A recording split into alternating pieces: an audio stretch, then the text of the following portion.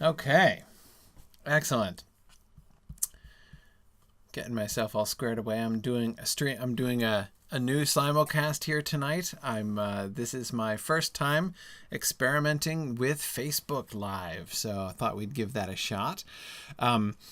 And of course, our main broadcast is here in GoToWebinar. That's where I'm able to see everybody's questions here.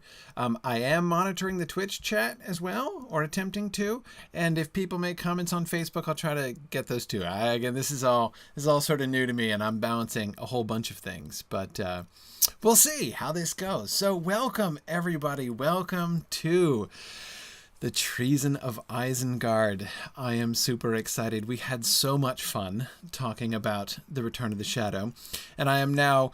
So when I first mapped out the Return of the Shadow class, I had planned, I think, to cover it in 12 classes, and I ended up taking 17 classes to cover it. So I was a little bit unrealistic, turns out, in my expectations there. So I've now, having learned my lesson, I've mapped out Treason of Isengard, what I hope to be more realistically. I still have a pretty ambitious plan for tonight here for the first 2 chapters of the Treason of Isengard. But it is worth taking time, because this is the first time I've ever done a detailed study of the manuscript history of The Lord of the Rings. And it is so neat to see this stuff emerging and evolving. Jesse James Oakley is already anticipating how many classes I'm going to take to do the errantry chapter. And I will say, certainly, it's going to be. You'll notice I put an entire week just for the errantry chapter. Absolutely, yeah. So it's going to be. It's going to be great.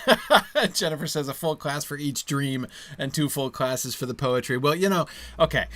So I am going to go faster than I do in the Exploring the Lord of the Rings class. I mean, there's no 2 ways about that. But we'll see what we can do here. And Arthur, welcome. I missed you, Arthur. As soon as I open up the questions box to find a terrible pun awaiting me, and I'm like, Arthur's back. Anyhow. So, okay, all right. We are ready to get going. So, for those of you who haven't done the Return of the Shadow, I was kind of debating how much recap to do, and I think I'm deciding on doing minimal recap, mostly because there's too much, right? There's too much even to sum up. So I think Arthur was just daring me to make that reference. So I'm just not gonna go there. There's really it's too hard to talk about everything. So here's what we're gonna do. The very briefest of overviews. We're starting basically with the 4th phase. Well, that's not quite true. Okay, all right. Let's try. I'll try to sum up, Arthur. I'll try. All right. So here's what we do. We remember that at the beginning of the Return of the Shadow, Tolkien is his initial go through, right? He writes the first chapter, and he's trying to write a sequel to The Hobbit, and we were noticing how he was really trying to write in the spirit of The Hobbit, right? He was definitely writing the same kind of story as The Hobbit. Then he in his first pass through, his first full pass in the second phase manuscript, he got all the way from the beginning. He rewrote the beginning, of course, and then he gets all the way up to Rivendell.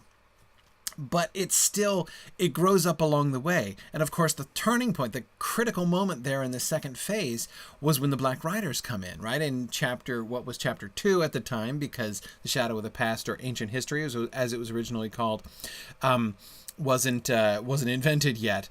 So it went right from the long-expected party to 3 is company and 4 is more, I think. So, anyway, so he when the Black Rider shows up, And even Tolkien had no idea. You know, we looked at that wonderful line where, you know, a white horse comes around the corner and then he crosses out white and writes black above it. That's how spontaneous the Black Rider was. So anyway, so when the Black Rider shows up, everything escalates and everything changes. That's where the ring wraiths come from, the beginning of the concept of the ring, really. You know, the idea of the corruptive influence of the ring and the danger of it. The conversation with Gildor, the elf, is when we see, you know, Tolkien really first working out these ideas of like what exactly is going on here, right? You know, what is, in a sense, what is this story about? And we get through, you know, we get the attack on Weathertop, right, and the flight to Rivendell, and then he goes back and he starts again. And for the third phase, which is his next go through the story to this point, you know, we talked about how that was really kind of a good idea. It seems a little frustrating that he's going to stop and go back, but actually it seems to me like a good idea because he had gotten to that point. But the story had gotten totally out of control. I mean, it was the end of it was nothing like the beginning. It started off still as a Hobbit sequel, and by the end, not a Hobbit sequel at all. The third phase, he rewrote, but he didn't make it all the way, right? It got as far as, like Bree in the third phase before he stopped, and then he had some new ideas, and he did continue on, did write some post-Rivendell chapters there at the end. We did get Boromir, and we did get as far as Balin's tomb there by the end. So the fourth phase, which we're going to be looking at today here at the beginning of the Treason of Isengard, is when he's going to go back and he's going to start again. But he's thinking through some major problems. Here are the major things we're going to hit on tonight in our first Treason of Isengard session. Number one, the first and most challenging thing that he has to deal with is the choreography of Gandalf's movements. Now that might seem like a really minor thing, right? But it's not a really minor thing. If you remember, if you did the Return of the Shadow with us, you may remember that we saw that Gandalf's movements were a big part of the problem. In the original story, Gandalf is, I mean, it's like after the party, the journey happens immediately after the party. They take off because it's Bingo's party, in one version of it. And Gandalf takes off after the party with like the elves and dwarves who weren't. So Gandalf is in this like party caravan, you know, which is heading back to Rivendell ahead of Bingo, and you know, he's like, hey, so okay, you know, come on along. And he's leaving notes to him at the prancing pony, like, don't stay too long. Now push along, for you know, Bingo, catch up with us. And he has no idea that the Black Riders are chasing them, and it's, you know, there's this real disconnect. It's like Gandalf didn't get the memo that the story changed and became really serious, right? So you know, there were really good reasons why Tolkien needed to go back and make some changes, and we saw him doing that over the course of the third phase and some of the ideas that he had, and finally we got, you know, the clear idea of the ruling ring emerging, and the influence of the ring on even Bilbo and Frodo. All that stuff began to be really active. Oh, hey, hi, Penny. I just saw that Penny joined on Facebook. That's great. Anyway, so what time is it over there, Penny? Penny's in New Zealand, so I'm never. I'm always. It's always one of the most difficult conversions for me to do. Anyway. Oh, Arthur, thank you for the reminder as well. So, for those of you who would like to participate in a separate chat, if you're in the webinar and you'd like to participate in a separate chat room, we do have a separate chat room set up. If you want to talk amongst yourselves, there's the Twitch chat, of course, for those who are on Twitch. If you go to mythgard.org, and you go to the Treason of Isengard page, there should be a little icon down at the bottom, a chat now icon that you can click on and enter the chat room there. Oh, there you go. Yes, Penny's peeking in during her lunch break. Right, of course. Yeah, excellent. Okay. Anyway, sorry. Okay, so where were we? So we're entering into the fourth phase here. Why are Gandalf's movements important? Again, this is not just a nitpicky thing. It's easy to get lost in the details, you know, if you really are kind of digging into the charts and you know, there's like these 4 different chronologies of Gandalf's movements, and it's like there's barely any difference. But I mean, there is a difference, and you can see what the differences are, but it's not like it's 4 radically different stories, right? So what's the big deal? What is the significance of this stuff? So that's the first thing we're going to look at. What is the deal with Gandalf's, with choreographing Gandalf's movements? Secondly, we're going to be looking at Trotter and the evolution of Trotter. Trotter, of course, everyone remembers Trotter. When we get to the prancing pony, there's a stranger sitting in the corner who turns out to be very helpful to the hobbit who is now mercifully named Frodo and not Bingo. And of course, the mysterious stranger in the corner, of course, turns out to be Trotter the Hobbit, who goes around wearing wooden shoes, as everybody knows, everybody's favorite character from The Lord of the Rings. So, what comes of Trotter, right? And when does Trotter's name finally change? So we're definitely going to be looking at the ideas that Tolkien is throwing out as he's finally refining that, and it finally begins to take a shape, which we find out, which we find to be recognizable and familiar. So after that, I want to look at the ring, and in particular the stuff that he does both with Gollum and with Bilbo, and with Frodo there in chapters 1 and 2. The influence of the ring and his conception of the ring. Where do we see him kind of settling in with that? Because there's some really cool stuff there. And then finally, I do want to look at Frodo's dream.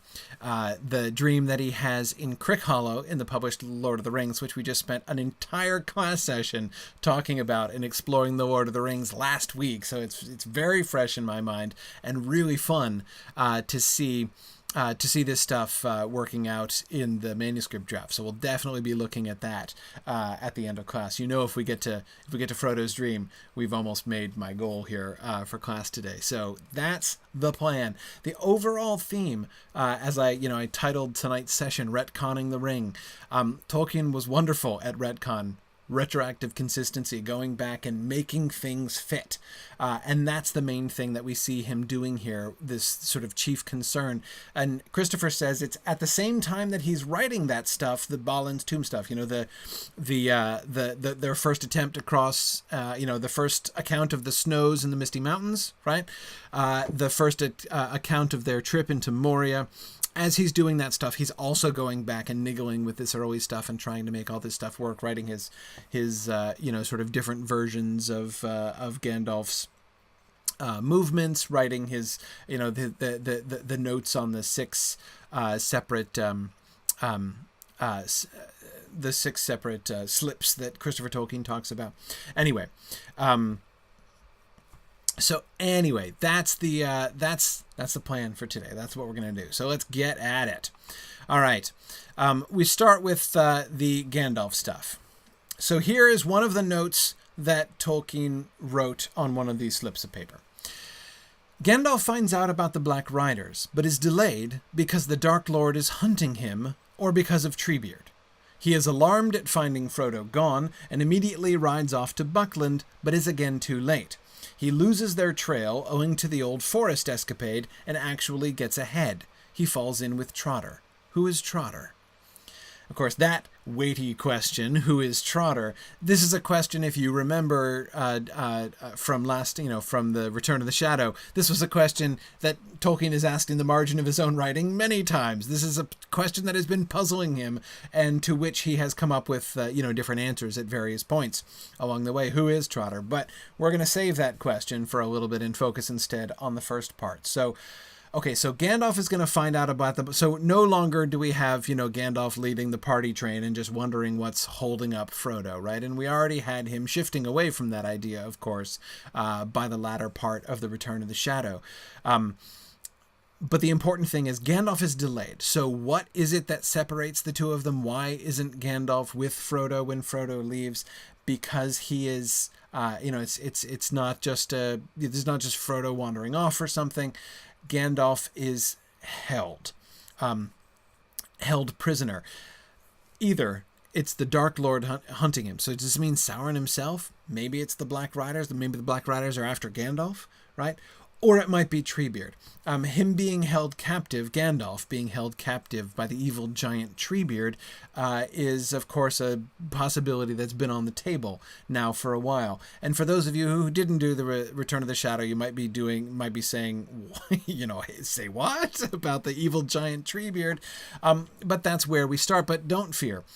As the argument that I made before and would still assert very strongly, the question is not that Treebeard, as we know and love him, used to be evil before he became a good character. No, Tolkien's concept, there is no world in which Tolkien's concept of Ents was like wicked from the beginning. The Treebeard, the evil giant Treebeard, is a giant. Like, he's not even an Ent. He is an Ent in the old Anglo-Saxon sense of that word, namely he's a giant. That is a gigantic human form, whose name is Treebeard. And he is called, we looked at the tree men, right? The references to tree men, and the several other references in some of Tolkien's own writing to this idea of tree men. The tree men immediately makes us think about Ents, but that's not Ents. They seem to be men the size of tree. Which in other words, just giants.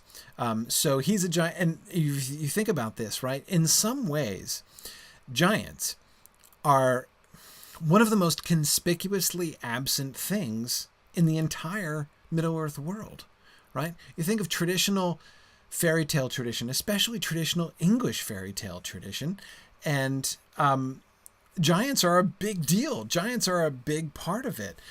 They play a major role.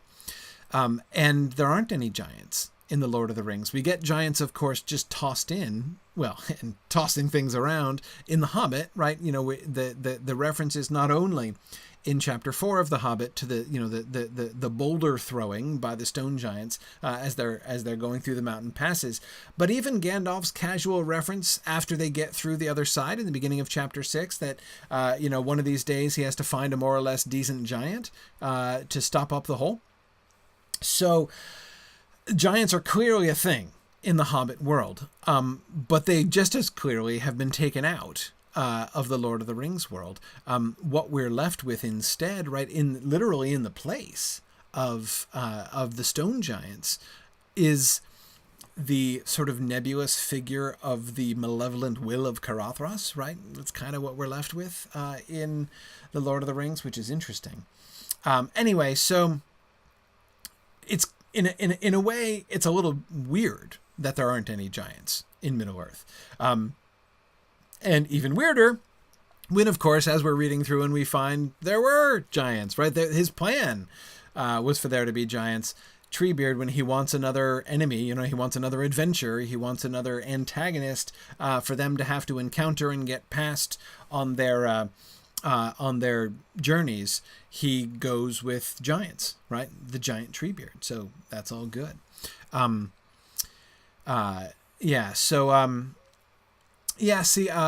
your question, is it Ents are to trolls as elves are to orcs?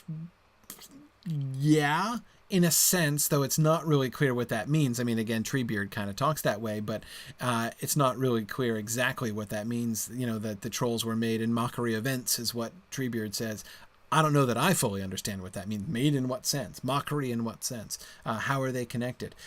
And besides that, don't forget, the question of the origin of orcs is certainly far from set by this point in Tolkien's thinking. So the last time we saw that, the last time we got a narrative account of the creation of the orcs was in the 1937 Quentis Silmarillion, just a couple years before he's writing this stuff, and the orcs are still being manufactured from scratch by Morgoth, right? They're not the idea of orcs being corrupted elves, not on the table yet. That hasn't been proposed.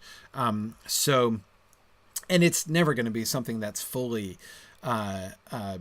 resolved, I think, fully in Tolkien's mind. Okay. And yes, Karita, I get it. You're totally right that it is it's confusing, right? It's confusing to talk about tree men on the one hand and then later on make tree people. I know, I get it. Like that is legitimately confusing. But you know, there it is. What can we do, right? But try to soldier on. Yeah. And yes, Sarah Lagarde points out delightfully that the main thing that the original giant Treebeard and Treebeard the Ent seem to have in common are the rootish toes, right? Their toes are very similar. We did get a description. Remember there was that one little snatch of narrative that Tolkien wrote about Frodo being separated from the rest of, at the breaking of the Fellowship, Frodo gets separated from the rest of the company and he ends up encountering the giant Treebeard. And ends up coming up against his root-like toes. So yeah, I agree, Sarah. Their toes are similar, not much else. But okay. Anyway, all right. Let's carry on. Let's carry on moving here. So okay. Back to our passage. How about that? Let's stick with the text. So Gandalf is going to be held somehow by somebody. Right. And then what's going to happen? So he's going to be held. Details still a little bit vague. He's going to get away. Details still a little bit vague. But he's going to find Frodo gone. And so him being alarmed at finding Frodo gone shows, you may remember in the third phase, he was telling Frodo, make sure you leave, right? Don't delay. Delays are dangerous is in fact what he changes the title of chapter 3 to. He changes it from 3 is company and 4 is more to delays are dangerous. And the delay is delay in leaving. That as Frodo is waiting for Gandalf and he waits too long for Gandalf. He should have left months ago, right?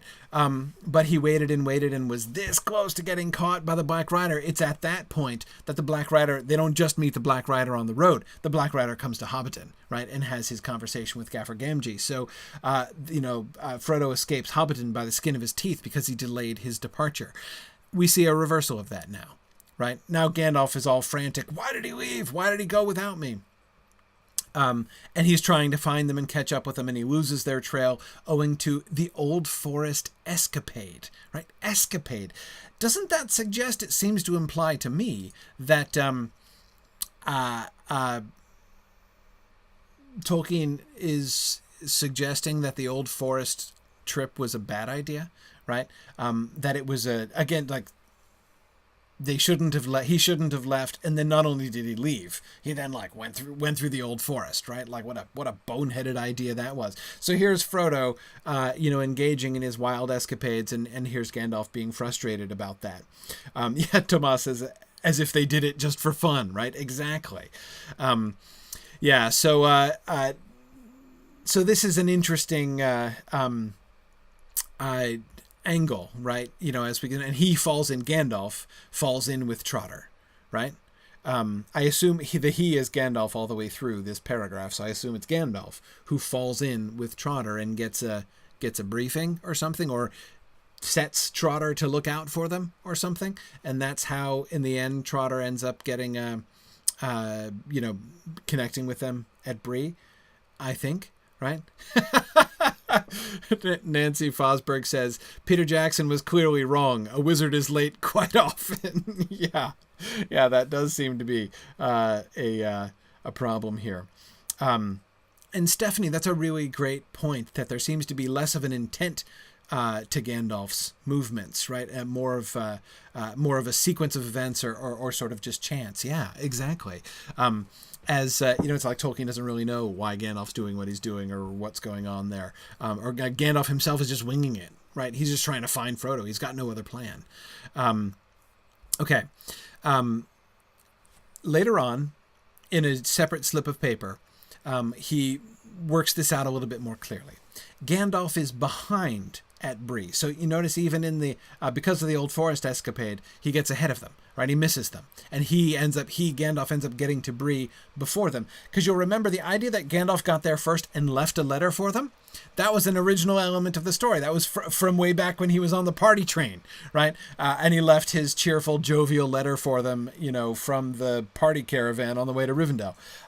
So that concept of Gandalf gets to Bree first and leaves them a message is something that he doesn't abandon right away. But now he's like, oh, okay, hang on. This'll fix some problems. Gandalf is behind at Bree. He knows Trotter, real name Aragorn. Trotter helped him track Gollum. He brings Trotter back in April 1418 to keep watch, especially southeast of the Shire.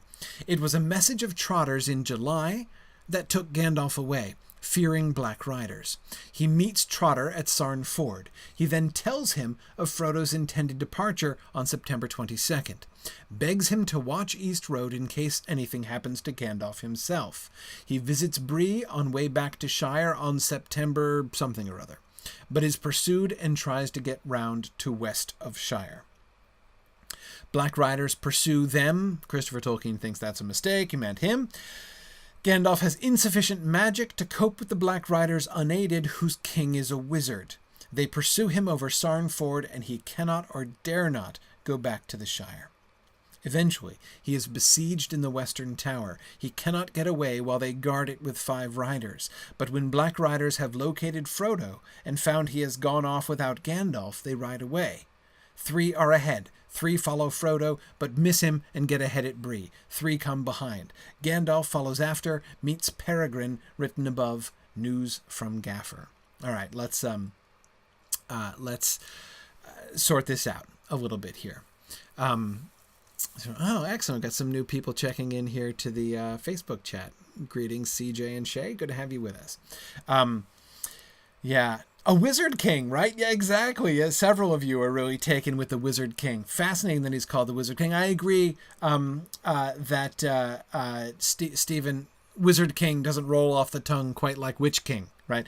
And honestly, Stephen, I would not be in the least bit surprised if the phonoaesthetics of that phrase played a very significant role in that shift, right? Because Tolkien would be at least as aware as you or I that Witch King sounds way better than Wizard King.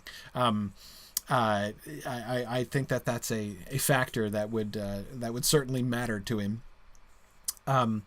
So yeah, Brandon, this does seem to be the first glimpse of the Witch King. But notice the other important thing about that name, right? Whose king is a wizard, like Gandalf, right? Remember, Gandalf himself is still in a transitional stage. Gandalf of the Hobbit was more or less a professional wizard, right? He's a little old man. There's very little reason to think. Certainly in the Hobbit itself, there's very little reason to think that there's much more. I mean, that, Gandalf knows magic, obviously, but he's just a dude, and there are bunches of dudes like him, right? Where he heads off to, you may recall, when he leaves the dwarves and Bilbo behind, is to a meeting of the White Wizards, not the White Council, right? Don't be thinking Lord of the Rings style White Council, of a meeting of the White Wizards. So there are a whole bunch of White Wizards, right? And he was hanging out with them. And as we'll see later on, that concept is not gone from the current moment here. So several of you are quoting from the film, saying that I'm basically accusing Gandalf of being a professional conjurer of cheap tricks. No, I'm not exactly saying that, but kind of. I have to say, I think it's really interesting. I think it's fascinating that Sarn Ford seems to get invented just to enable Gandalf to be able to cross the river on horseback with the ringwraiths in pursuit down in a place where there's no excuse for bridges, right? Because this is the very first time that Sarn Ford is mentioned ever, which I think is really cool. Anyhow, okay. So we get the concept worked out a little bit more. We get the coordination of his actions with Trotter, his actions and movements with Trotters. We know it to be a message from Trotter that Gandalf gets that leads him to go off and investigate. That's why he separates from Frodo in the first place, and then Gandalf gets not caught but chased by the Black Rider. So notice Tolkien is pulling back from the idea of Gandalf's capture. Right? He's not being fully captured, not being being cornered, right? Being pursued. And Gandalf swings around to the west. He doesn't want to just go in the opposite direction of the Shire, but he's certainly not going to lead, the Ringwraiths straight into Hobbiton, right? So, okay. All right. So that's interesting. Cause he dares not go back into the Shire. So he is besieged in the Western Tower. So he's trapped. He's not captured, but he's trapped. And he's prevented from returning to Frodo. But then the Black Riders find out where Frodo is, and they're like, whatever. We don't need the wizard anymore, right? So they take off and leave him behind. Gandalf, that is, and he follows after. Okay, so that's interesting, and yes, yeah, good. Michael says, Gandalf isn't someone who would end up in a wolf's belly. Well, Michael, remember, he almost did end up in a wolf's belly in The Hobbit, right? He was going to throw himself down among the goblins and the wolves in chapter 6 of The Hobbit, and that would have been the end of him, we were told, right before the eagles showed up. It's one of the things that I find so interesting about that line in The Fellowship of the Ring, right? Whatever may be in store for old Gandalf, I wager it isn't a wolf's belly, Sam says, which is, again, under the larger circumstances, a pretty ironic thing for him to have said. Jawahe, I think the Wizard King referred to here is not Saruman, but the Witch King. I think this is the first sense of like that the leader of the Black Riders is different from the rest of them, has some kind of distinguishing, I don't know, status or ability or something like that he's special, and there was no distinguishing among any of the Black Riders in the previous versions that we saw in the Return of the Shadow. Although you're right to say that, the concept of an evil wizard working, leading a whole bunch of the enemy, that certainly is a new thing, right? And significant, that maybe in some ways it's you could say that this is a seed of Saruman in some sense. But yeah. Okay. All right. Let's keep going. Here's the text from the new section of the very beginning of chapter 2 in the fourth phase text. So now Tolkien's going to go back and he patches together the third phase with some new material and creates what Christopher Tolkien describes as a complete mess of a manuscript. Some newly written stuff, some old stuff with other things written on, all just kind of jammed together, making poor Christopher Tolkien's life very difficult. But anyway, in that fourth phase version, this is what we get. Gandalf stayed at Bag End for over 2 months, but one evening, soon after Frodo's plan had been arranged, he suddenly announced that he was going off again next morning. "I need to stretch my legs a bit before our journey begins," he said. "Besides, I think I ought to go and look around and see what news I can pick up down south on the borders before we start." He spoke lightly, but it seemed to Frodo that he looked rather grave and thoughtful. "Has anything happened? Have you heard something?" he asked. "Well, yes, to tell you the truth," said the wizard. "I did hear something today that made me a bit anxious, but I won't say anything unless I find out more for certain. If I think it necessary for you to get off at once, I shall come back immediately. In the meanwhile, stick to your plan." Okay, so here we have this is the plan that we saw before now being worked out in the in the narrative, right? Now actually being put into the prose. We can see the message that's come in from Trotter. He has heard the message from Trotter. The message clearly points towards, at least vaguely towards, the Black Riders. It cannot possibly be very detailed, right? The message he gets from Trotter is clearly not, ring wraiths sighted, searching for Shire, flee at once, right? Or he would have fled at once. But there's some rumors of some kind of dark and uncertain thing going on, right? And so he's going to check it out. But notice he doesn't want to make Frodo nervous, right? He doesn't want him paralyzed by fear, kind of like Gilder the Elf doesn't want him paralyzed by fear. So, okay. See, exactly. Stephen Cover says, when I need to stretch my legs, I usually just walk to the end of the hall and back, right? Yeah, exactly. What Stephen, it does really show, right?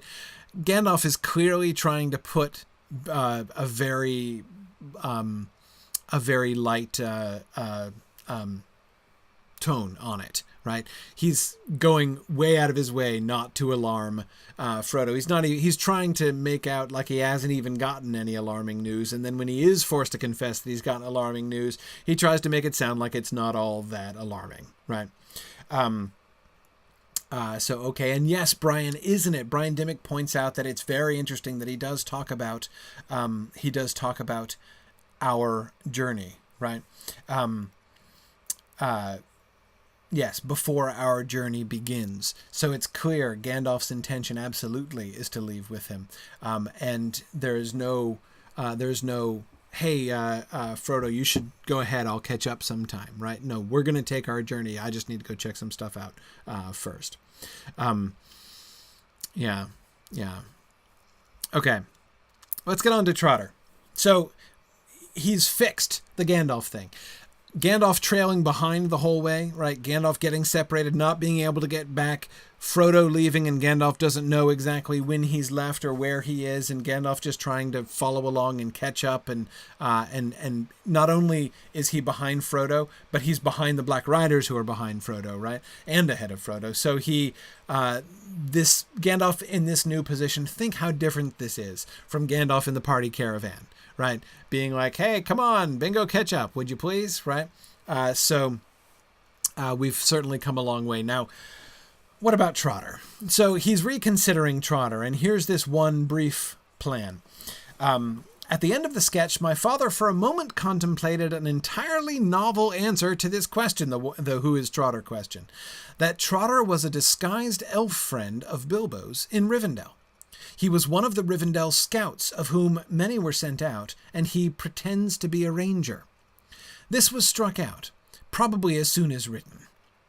Okay, so what's the significance of this idea of Trotter being an elf? Obviously, this is not an idea that sticks around for very long, but nevertheless, it seems to me interesting. It seems to me worthy of consideration because it shows this other direction, and it's a pretty radical other direction from the way that what Trotter was at first and where Trotter was going at first, or rather where Tolkien seemed to be going with Trotter's character.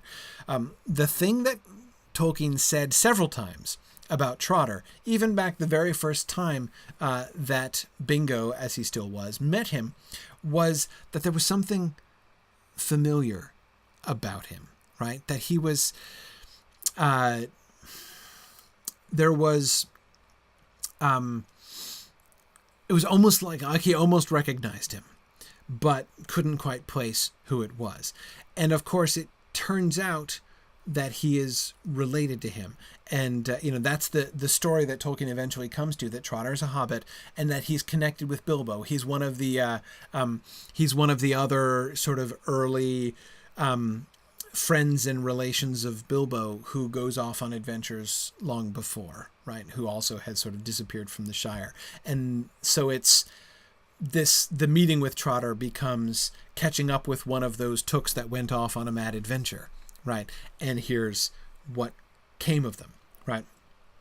Nadia, I believe, good, several of you asking this, Nadia and James, elf friend means friend who is an elf, in this case, like that he's actually an elf. I think that is what is being described here. It's possible that that's not what it means, but I think it is. At least this seems to be Christopher's interpretation of it as well, because Christopher talked about this being, if he's merely an elf friend, like Trotter turns out to be somebody who is friends with elves, Christopher would hardly call that, an idea that is abandoned as soon as he puts it down. Right. So the thing that he would seem to abandon is the idea that he might possibly actually be an elf. He's a friendly elf, Karita. Exactly. An elf who is a friend of Bilbo in Rivendell specifically. So what is the big deal? Like, why does this matter? Well, again, huge shift, right? Trotter was a hobbit, and the idea of Trotter being a wild hobbit, right? Trotter being one of those hobbits that went off on mad adventures, and here is his later career. This is what the parallel is really interesting. I mean, we talked at first about, from way back in the second phase when we were looking at the tame hobbits, right? And the domesticated kind of hobbit world over in the Shire. And then there's the wild hobbits, the rangers, right? Who were originally, wild. Like, so there's this whole like separate hobbit culture, so that we were seeing this world in which the hobbits of the Shire were just one subculture of hobbits, and sort of a narrow and sheltered one.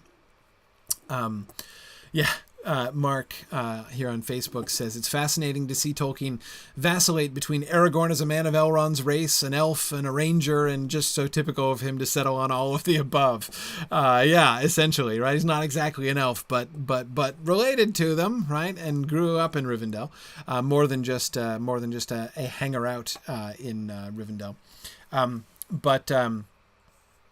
Exactly, James. No accounting for East and West. That's the hobbits and the rangers, right? The Shire hobbits and the rangers. So they're the people of Bree looking both directions. It's Bree, which is really sort of the heart of hobbitness, as of course everybody in Bree was a hobbit back in the second phase.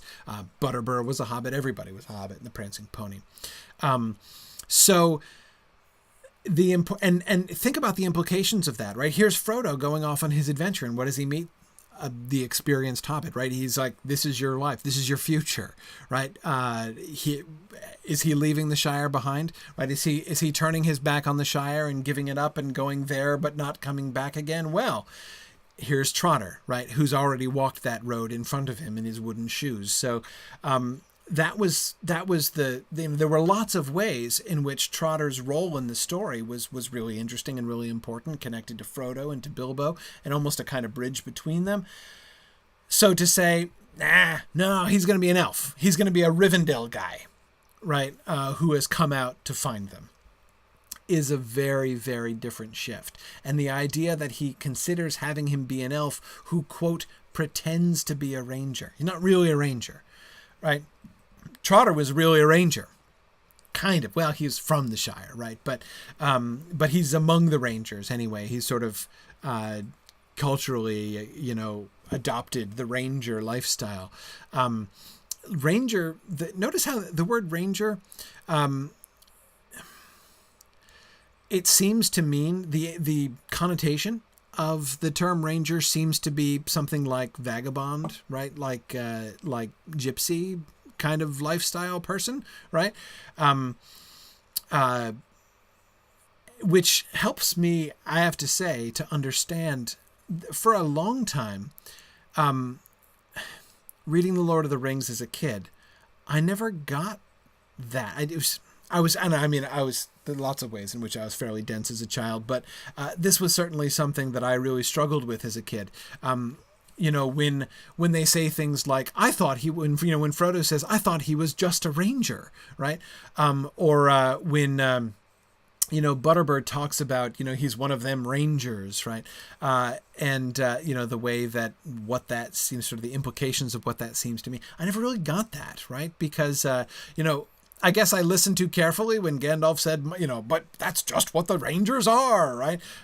So basically in my mind, I'm like, okay, ranger equals Numenorian, right? Okay. So then when I'm rereading the book now, which I generally started doing about, a couple weeks after I finished it, was now I'm in Bree again, and they're like, I thought he was just a ranger, and that phrase seems to ceases to even make any sense, right? To me.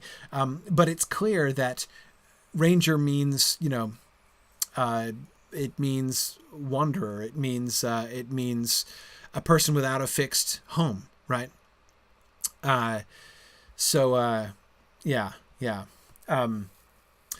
Stephen, I have to admit, I probably was also influenced by the Ranger class in Dungeons and Dragons, which is also clearly not what Butterbur is talking about, right? Clearly not the association that everybody has with Rangers.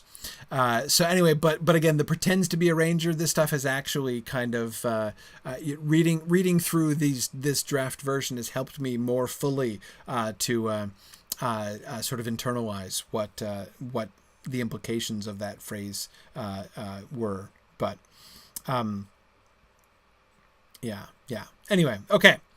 But we ditch that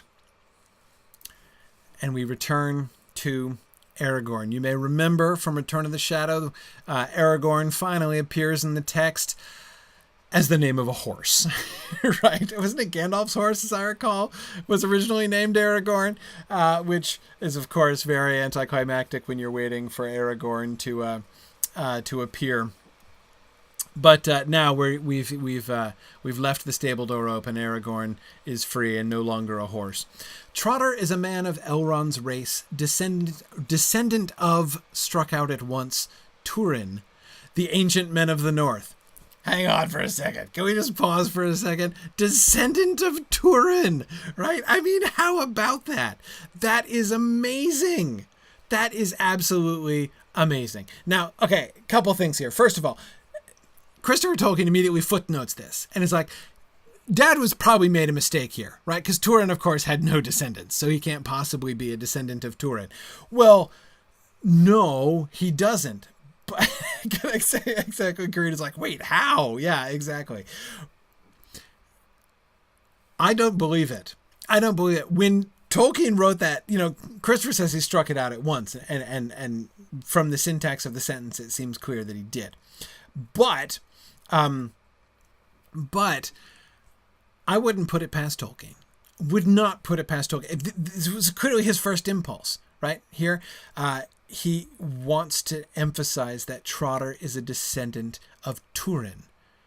That would mean, of course, that he would have to go back and change the Turin story to make a descendant survive in order for Aragorn to be his descendant. I would not put that past Tolkien. He has changed stories for less reason than that before. Now, in the end, of course, he doesn't actually do it. But yes, I actually do think, Karita, that he was briefly, even for just a couple seconds, toying with the idea of retrofitting Turin. What, like having the unborn child of Nienor survive somehow? Have her give birth and then commit suicide? I have no idea what that would have looked like. And obviously he didn't get fully... several of you are suggesting maybe Finduilas could have born a child on the sly, but that too would have been a pretty significant change to the story. Anyway, I have no idea what that would look like, what a story where Turin Jr. survives would look like. I have no idea. And obviously Tolkien did not spend much time thinking about this, as he does, based on the evidence, immediately cross it out and just write the ancient men of the North. But still, that was his impulse. And let me just say, it is perfectly... based on stuff that, I've talked about and conversations I've had with you guys, both, in person and through my sessions and in social media over the years, the consensus kind of among us, right, is that Turin is troubled, right? I mean, there are very few people for whom Turin is their favorite character, right? I mean, you go to somebody and be like, who's your favorite Tolkien character? Very few modern readers would be like, Turin! Oh yeah, Turin is the best. But you've got to keep in mind, Turin pretty much was Tolkien's favorite character. I mean, Turin is one of the original characters of Middle-earth. Tolkien loved the Turin story and keeps coming back to the Turin story and telling and retelling the Turin story. It's kind of alarming, startling to see Turin's name pop up like that, but in a sense, sort of like knowing Tolkien and how much Tolkien loved the Turin story, it's kind of not surprising, actually. You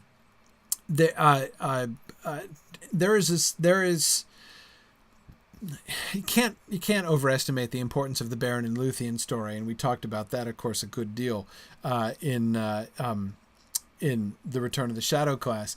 But there's a sense in which the Turin story is even more pervasive in Tolkien's imagination than Beren and Luthien. I think that Beren and Luthien increases as time goes on, but Turin is, I mean, absolutely right up there. Yeah. Several of you are commenting that, Tolkien loved Turin so much he didn't seem to do him any favors. It's the tragical nature of his story that he loved. It's one of the things that he loved about Turin was his tragical story. So I don't think that that Tolkien was necessarily going to change the tragical nature of Turin's story. But again, it doesn't shock me at all that his initial impulse was making the link back to Turin. Okay. Yeah. Okay, so sorry, I'll carry on here. Trotter is a man of Elrond's race of descent, of Elrond's race, descendant of, struck out at once, Turin, the ancient men of the north, and one of Elrond's household. He was a hunter and wanderer. He became a friend of Bilbo. He knew Gandalf. He was intrigued by Bilbo's story and found Gollum. When Gandalf went off on the last perilous quest, really to find out about Black Riders and whether the Dark Lord would attack the Shire, he, that is Gandalf and changed to Gandalf and Bilbo, arranged with Trotter, real name, and then there are a bunch of unfinished names, right? So this seems to be him deciding what the real name of Trotter is going to be, right? Bara, nah. Hro, no. Dam, no. Aragorn, right? Barahir, Damrod, maybe? Was that where we were going with those names? I'm not sure what to do with Hro exactly. But he decides Aragorn, son of Aramir. Okay. He arranged with Trotter. So Gandalf and Bilbo arranged with Trotter to go towards the Shire and keep a lookout on the road from east. Gandalf was going south. He gives Aragorn a letter to Frodo. Aragorn pretends he is a ranger and hangs about Bree. So notice here, there seems to be a genuine ranger class. Like there are a bunch of, just people who live off in the wild, right? So there are a bunch of people who really are rangers in that sense, and Aragorn just tries to blend in among them. Okay. So the rangers are not the men of the West yet, right? There are a bunch of rangers, and he's just it's his cover story. Okay. He also warns, Trotter, Aragorn, also warns Tom Bombadil. Reason of wooden shoes. No need in this case, because Aragorn is a man. Hence there is no need for Gandalf. The catch of food at Weathertop is Aragorn's. Aragorn steers them to Weathertop as a good lookout. So we see the ripple effect, right? Okay, if Trotter isn't a hobbit, right? If he is a man, if he's a human descendant of the ancient men of the north and of Elrond's race and stuff, friends with Bilbo, friends with Gandalf, and in it with Gandalf here from the beginning, we have this ripple effect of stuff, right? Wooden shoes, goodbye wooden shoes, right? And by the way, remember that's where Trotter got his name from, because you could hear him trotting down the road in his wooden shoes. Why was he wearing wooden shoes in the first place? Well, the story we finally got behind the wooden shoes was that he had been tortured. Right, he had been captured by Sauron in Barad-dûr and been tortured by him, and his feet were mutilated, and that's why he doesn't go around barefoot like other hobbits. That's why he wears wooden shoes. In fact, there was even the brief suggestion that maybe they were not shoes at all, but in fact wooden prosthetic feet, because he had his feet amputated during his torture. And Gandalf rescues him from the dungeons of Sauron. So, okay, yeah, Stephen says, yeah, what kind of man would wear wooden shoes, right? And well, the point is, you don't have to draw attention to it, right? Because, like, the fact that he's wearing shoes is not going to be remarkable. It was remarkable when he's a hobbit. It's not remarkable anymore, so we can ditch the wooden shoes. And I don't think any of us are going to miss his wooden shoes. Okay,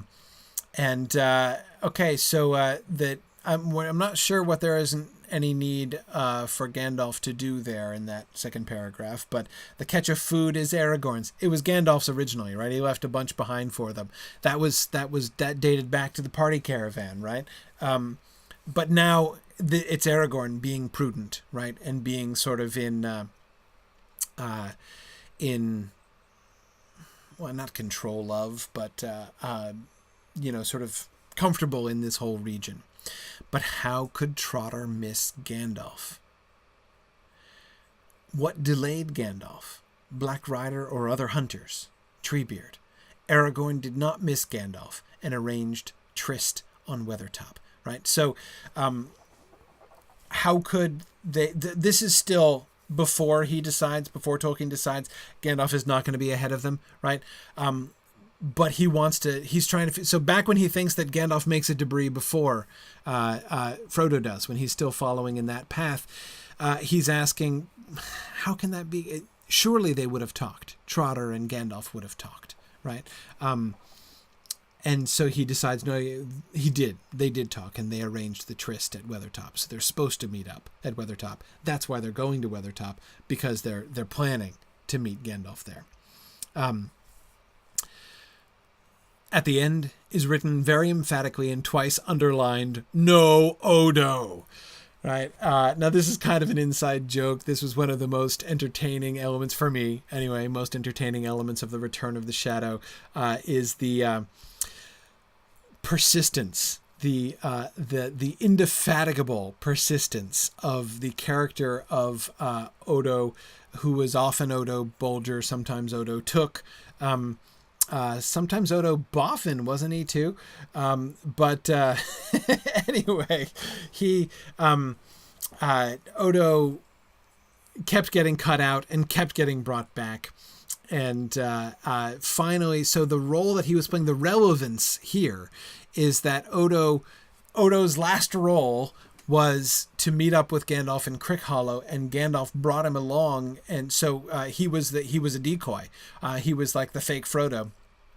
And they were trying to convince Gandalf was leaving fake messages at Bree, trying to convince everybody that he was riding along with Mr. Baggins and taking off, right, so that the Black Riders would come chasing after him, and that the Black Riders did capture Odo, and he has to go rescue Odo. It's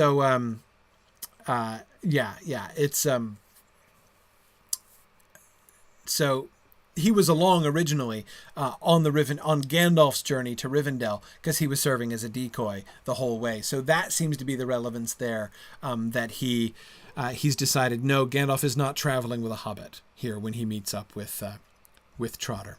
Okay. And Brandon, I think that the fact that I started watching Deep Space Nine after I started doing the Return of the Shadow class has just made it funnier, actually. Okay. The possible tale of Peregrine Boffin. So we have this idea, which might make all of us breathe a sigh of relief, about how, Trotter is actually going to turn out to be a man and a descendant of Elrond, kin of Elrond and everything. And that's great. But then we see Tolkien hasn't made up his mind yet, right? It's not as simple as all that. He decides to go back to Trotter, right? To Trotter the Hobbit. Alternative function for Trotter. Trotter is Peregrine Boffin that Bilbo took away with him, or who ran off with Bilbo. But this rather duplicates things, unless you cut out all of Frodo's friends.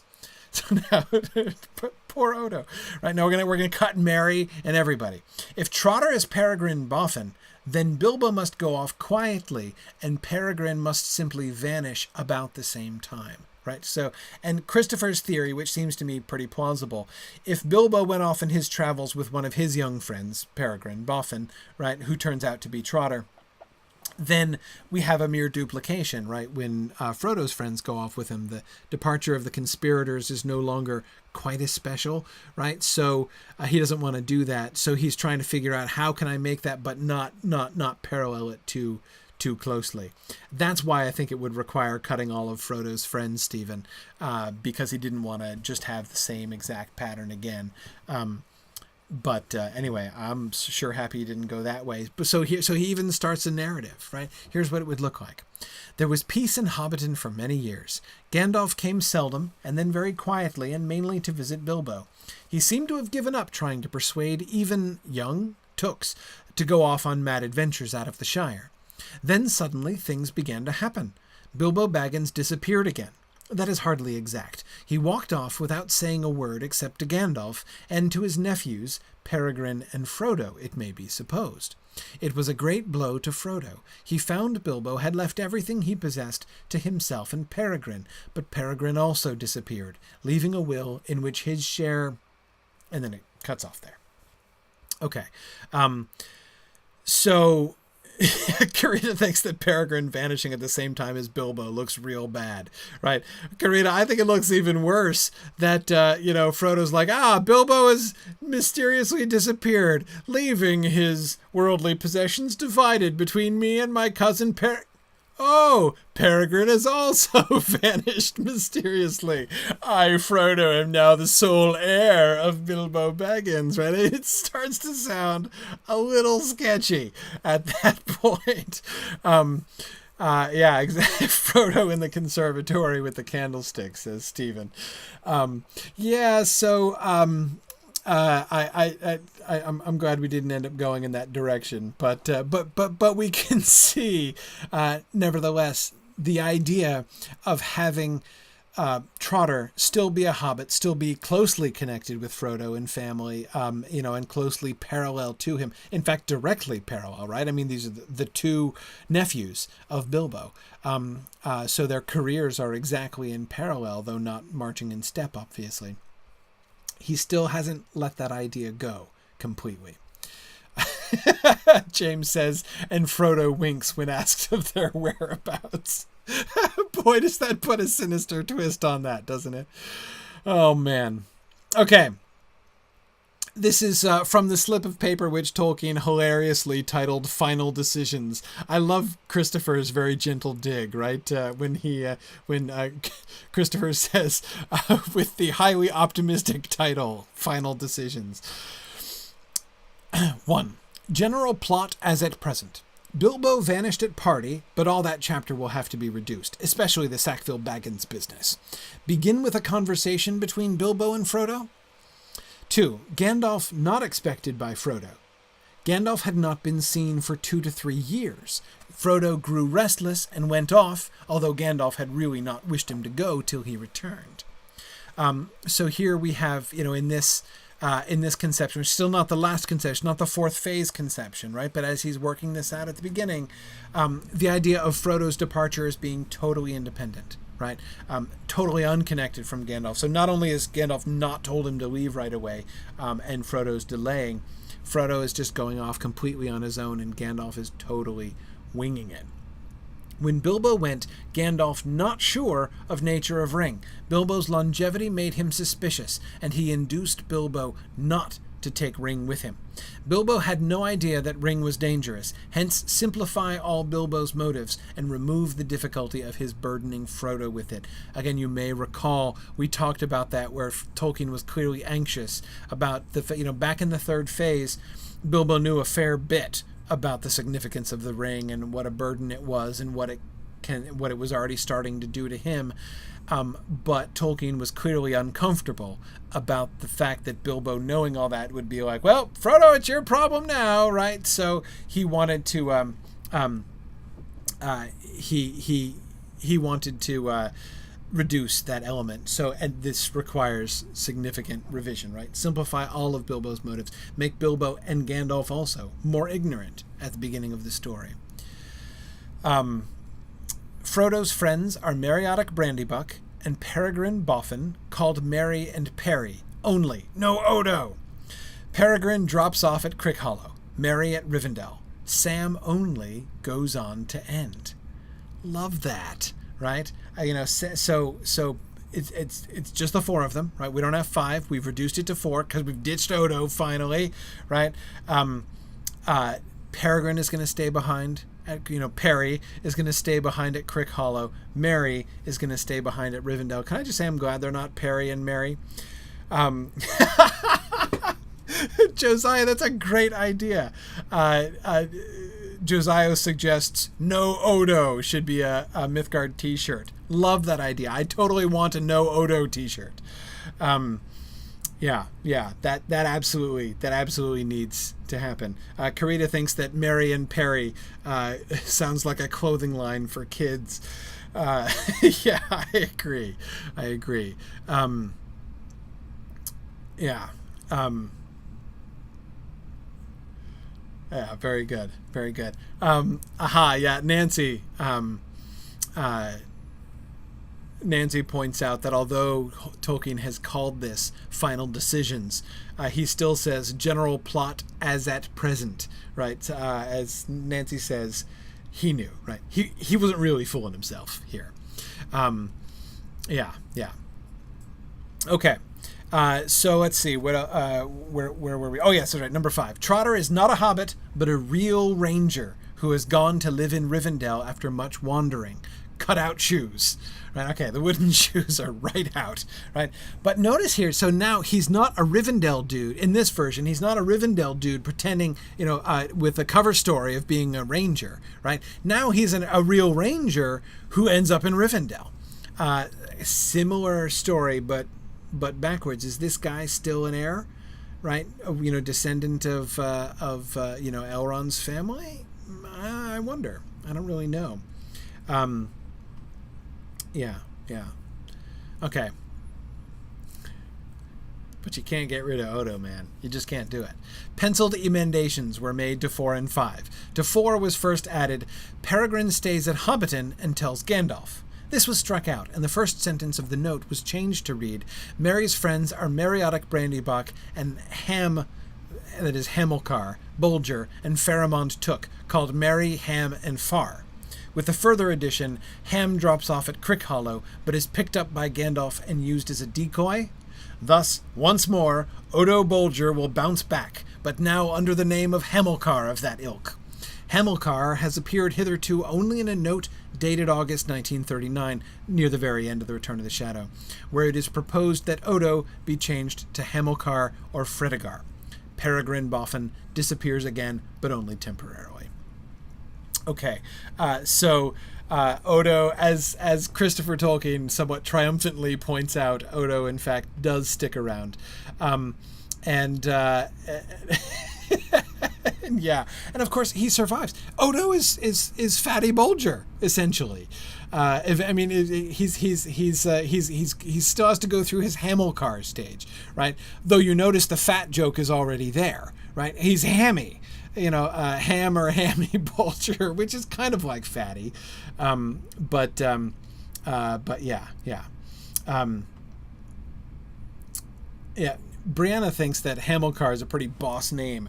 Even if it means a hobbit goes by the too on-the-nose nickname of Ham. Yeah, exactly. Hamilcar is cool. I like Hamilcar.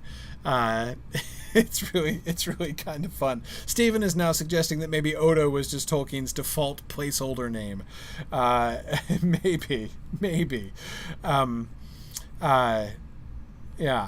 Anyway, okay. Let's talk about the ring. Okay. This is all from the fourth phase narrative, and so here in particular I'm looking at some of the passages that Tolkien rewrote, so some of the ones that Christopher Tolkien gives us at length here. Notice similarities and differences. Tell me what's significant about this scene. You have still got the ring in your pocket, said the wizard. So I have, and my will and all the other documents too, cried Bilbo. I had better give them to you to deliver to Frodo. That will be safest. He held out the envelope, but just as Gandalf was about to take it, Bilbo's hand jerked, and the envelope fell on the floor before Bilbo could pick it up. An odd look passed over the hobbit's face, almost like anger. Sorry, I think I skipped a bit. And then Gandalf grabs it before Bilbo could pick it up. An odd look passed over the hobbit's face, almost like anger. Suddenly it gave way to a look of relief and a smile. "Well, that's that," he said. "Now I'm off." Okay. What do you notice here?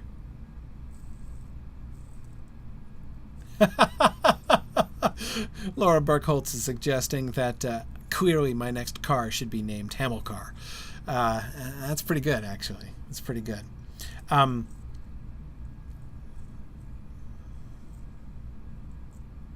What do you notice? What do you notice? Well, the big thing, and of course Christopher points this out, right? The big thing is no fight, right? Nobody gets angry, right? There's no quarrel between Bilbo and Gandalf. So the influence of the ring is present. We see it in the jerking of his hand back, right? You know, Bilbo's still having a hard time controlling his limbs, but it's not, and therefore presumably his will, right? But he doesn't come into conflict with Gandalf over it, right? So no confrontation. It's a big deal, right? What else? Yes, Brian, Gandalf is willing to take the ring from Frodo and not reluctant to hold it, right? So we have the ring is dangerous, right? We see Bilbo struggles more. This conversation between Bilbo and Gandalf, remember, it happened in the third phase, but it happened at the bottom of the hill. Bilbo left the house, right, and had this conversation with Gandalf. This stuff about, like, you know, his hand and not being able to leave it behind and that kind of thing, that's new here, right? So we see Bilbo more, in one sense, more heavily influenced by the ring, and yet it's still nowhere near where it's going to get, right? Yes, Deborah, as you say, Bilbo's able to leave the ring, but he feels a twinge. It's only a twinge. He has a twinge of anger when he sees Gandalf pick it up, but it's just a twinge. It doesn't lead to any trouble, even briefly, between them, right? And of course, Brian, as you were pointing out, Gandalf is willing to hold it. It doesn't seem to be a big deal, right? Gandalf picks it up and puts it back on the mantelpiece. So Gandalf does, in the published text, touch the envelope in which the ring is, but he's certainly not going to hang out with it for a couple hours, holding it and sitting with it like in his lap, right? So the ring is dangerous, but we don't yet have that, don't tempt me kind of thing with, Gandalf being unwilling to receive it at all. He wouldn't accept it being given to him. Yeah, we don't see that, and that seems to me a really important element, and shows us kind of where the ring rates here, right? How dangerous is the ring? Much more than it was, and yet still not where it's going to get to, right? That has not yet fully emerged. Okay. Another interesting point about the ring. Remember where the ring started, right? When it was first a ring of power, it was one of bunches of rings. In fact, it seemed likely that it was one of the many rings that just got chucked off because that's how it happened. Sauron just made a whole bunch of them, right? And he just strewed them around. Because somebody like an elf would find it and he'd wear the ring and then he'd become a wraith, right? And then he would chuck it, the wraith would chuck it, and then somebody else would find it, so it's like the multiplication of wraiths, right? Through this, so it's one of those kinds of rings, right? So it's dangerous because it can wraithify you, but it's not, it wasn't unique. And then we had this increasing significance of the ring. The ring was, it's Sauron's ring. He really wants it back, right? He put a recall on that one. He really wants it back. It's a special ring to him. it was not until very late in the Return of the Shadow, right after he finished the third phase and in his concepts about what to change moving forward, that the idea of the ruling ring finally came into play. So we have just gotten to the concept of the ruling ring at the end of the Return of the Shadow. Now look. The first part of the conversation between Gandalf and Frodo now takes a great step towards that in the Fellowship of the Ring. So this is, of course, from Chapter 2. But Gandalf as yet says nothing of the making of rings in Eregion long ago, nor does he speak here of the great rings, the rings of power. Though his words are the same as in the Fellowship of the Ring, they apply only to the ring in Frodo's possession. Thus he says, "Those who keep this ring do not die," etc.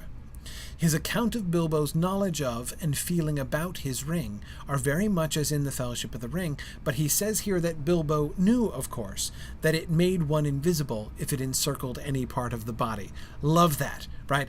So you could wear it as a toe ring and it would make you invisible too. I guess if you like stuck your tongue through it, it would also make you invisible, and I love that. Anyway, okay, so Karita, I don't know why the One Ring was plain. Why it doesn't have a gem? Why it isn't super fancy? I don't know. I don't know. I've never understood that either. If I had to guess, this would be my guess, Karita. The rest of them were made to deceive others, right? But the ruling ring is just for him, right? It's not meant. It's not. He's not wearing it for bling. Right, that's my theory. Sauron was a modest guy, Arthur says. Yeah, probably so. Okay. Anyway, Stephen says Sauron was trying to find a jewel worthy of it, but the dwarves wouldn't give up the Arkenstone. Yeah, big ol' huge Arkenstone on it. Anyway, notice the significance of this. Tolkien has swung back, it seems, almost entirely the other direction. We had this idea of like the hierarchy of rings, that there were great rings and there were lesser rings. That too is a much later idea, like the ruling ring concept. Now Tolkien seems to be backpedaling even further from that. So far from where we were back in the second phase, back when the story was first beginning to unfold, and this was just one of those magic rings, right? Which, of course, is carrying over from The Hobbit. In The Hobbit, there are bunches of magic, it's like, hey, it's one of those magic rings you heard about in stories, which is cool, right? I bet you never thought you'd have one. But there's nothing singular about it, right? And that's where Tolkien begins. That's where his mind starts when he begins making the story. Now he's gone in completely the opposite direction, right? It's like there aren't any. This is the only great ring, right? So this ring is totally different from any other ring. Think of all those things that he says, that Gandalf says about the great rings in that part of the conversation, and that idea, like that those who keep this ring do not die, right? All of that stuff is just about this particular ring. So that's kind of remarkable, right? Having conceived the idea of the ruling ring, he seems to want to make it even more and more special, right? More and more singular. But no, Jennifer, there are still other rings. Like the Black Riders were wraithified, yeah, as well. But he had the idea of the great rings and the lesser rings, and there being a bunch of great rings, but the ruling one, the ruling ring among them. Now it seems like it's just that one ring and the lesser rings, it seems. And so it's presumably the lesser rings that corrupted the ring wraiths. I don't think the concept of ring wraithery is going anywhere. I don't think that that's implied as being destroyed. But notice, he doesn't talk about Eregion long ago, right?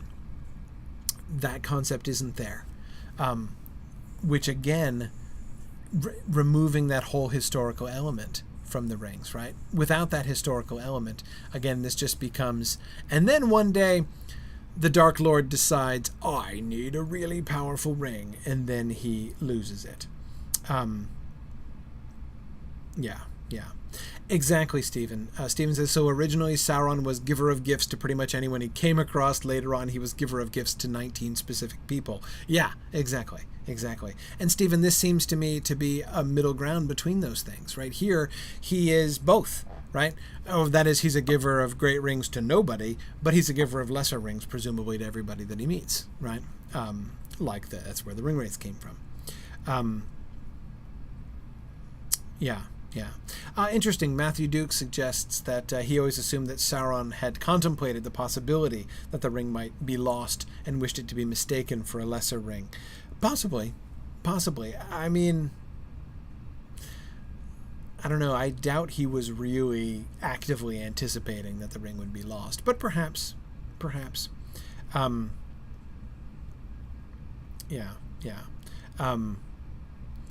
Okay. All right. Let's keep going. I just remember the White Wizards and Gandalf's meeting with the White Wizards in The Hobbit. Here's Gandalf's explanation. Let me see. It was after the White Council in the South that I first began to give serious thoughts to Bilbo's ring. What was it, Gandalf, that made you think about Bilbo's ring after your White Council in the South? There was much talk of rings at the council. Even wizards have much to learn as long as they live, however long that may be. There are many sorts of ring, of course. Some are no more than toys, though dangerous ones to my mind, and not difficult to contrive if you go in for such things. They are not in my line. But what I heard made me think a good deal, though I said nothing to Bilbo. All seemed well with him. I thought he was safe enough from any evil of that sort. I was nearly right, but not quite right. Perhaps I should have been more suspicious, and have found out the truth sooner than I did. Yet if I had, I don't know what else could have been done. Doesn't it sound like the White Council in the South is basically like a continuing education program for wizards, right?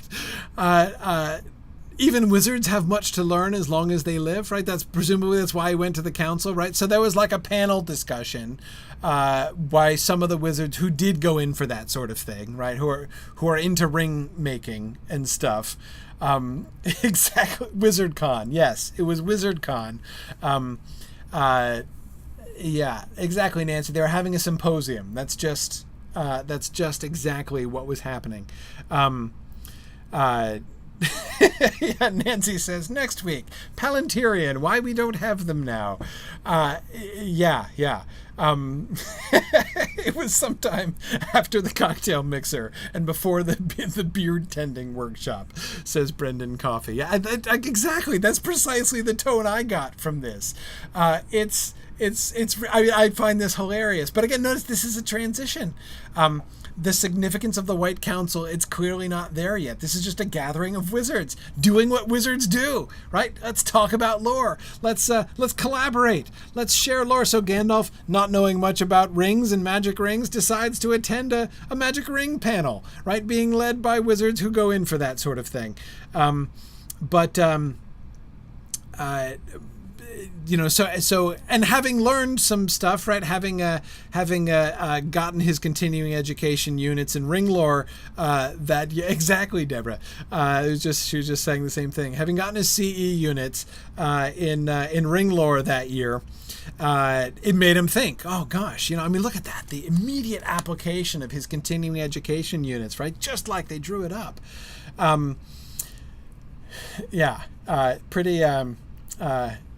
Pretty cool. And Karita, you make a strong point. Karita is arguing that we should probably put the quotation, even wizards have much to learn as long as they live. We should probably put that on our diplomas somewhere, shouldn't we?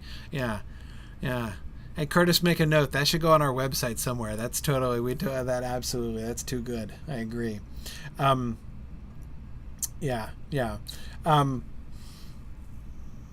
Good. Josiah, great observation. Very careful reading.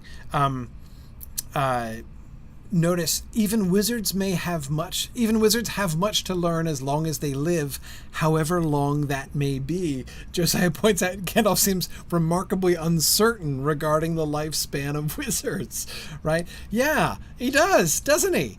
I guess, like they don't all die of natural causes, right? So some of them live longer than others. It's not necessarily just about their longevity, but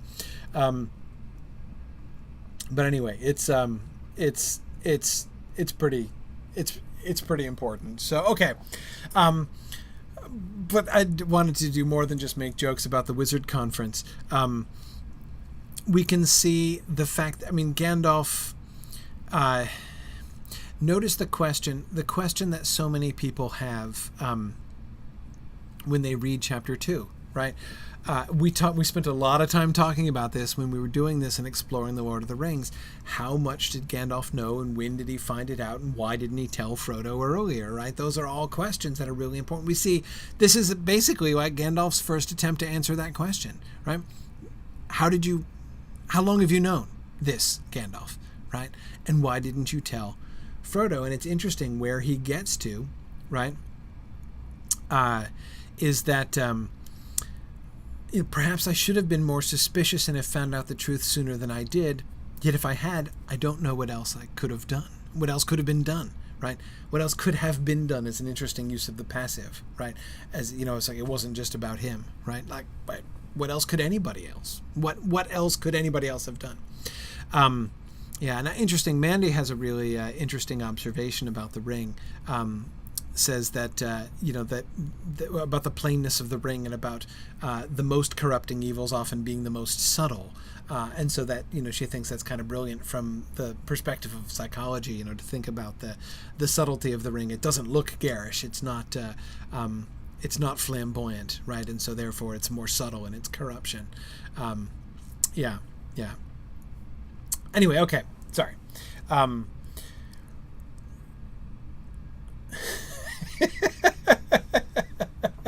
Sorry, Brendan. I love Brendan's. This is Brendan's summary of Gandalf's statements here. We talked a lot about rings. Rings can be toys. Bilbo seemed fine. I was basically right. Couldn't be helped. Beating around the bush much? Yeah, he is, and he still is in the published Fellowship of the Ring.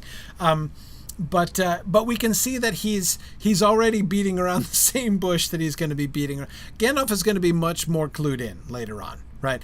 Gandalf and everybody else at the White Council is going to be much more clued in. But of course, this is ultimately where the whole business about Saruman's, master class on ring lore, right, is ultimately comes from.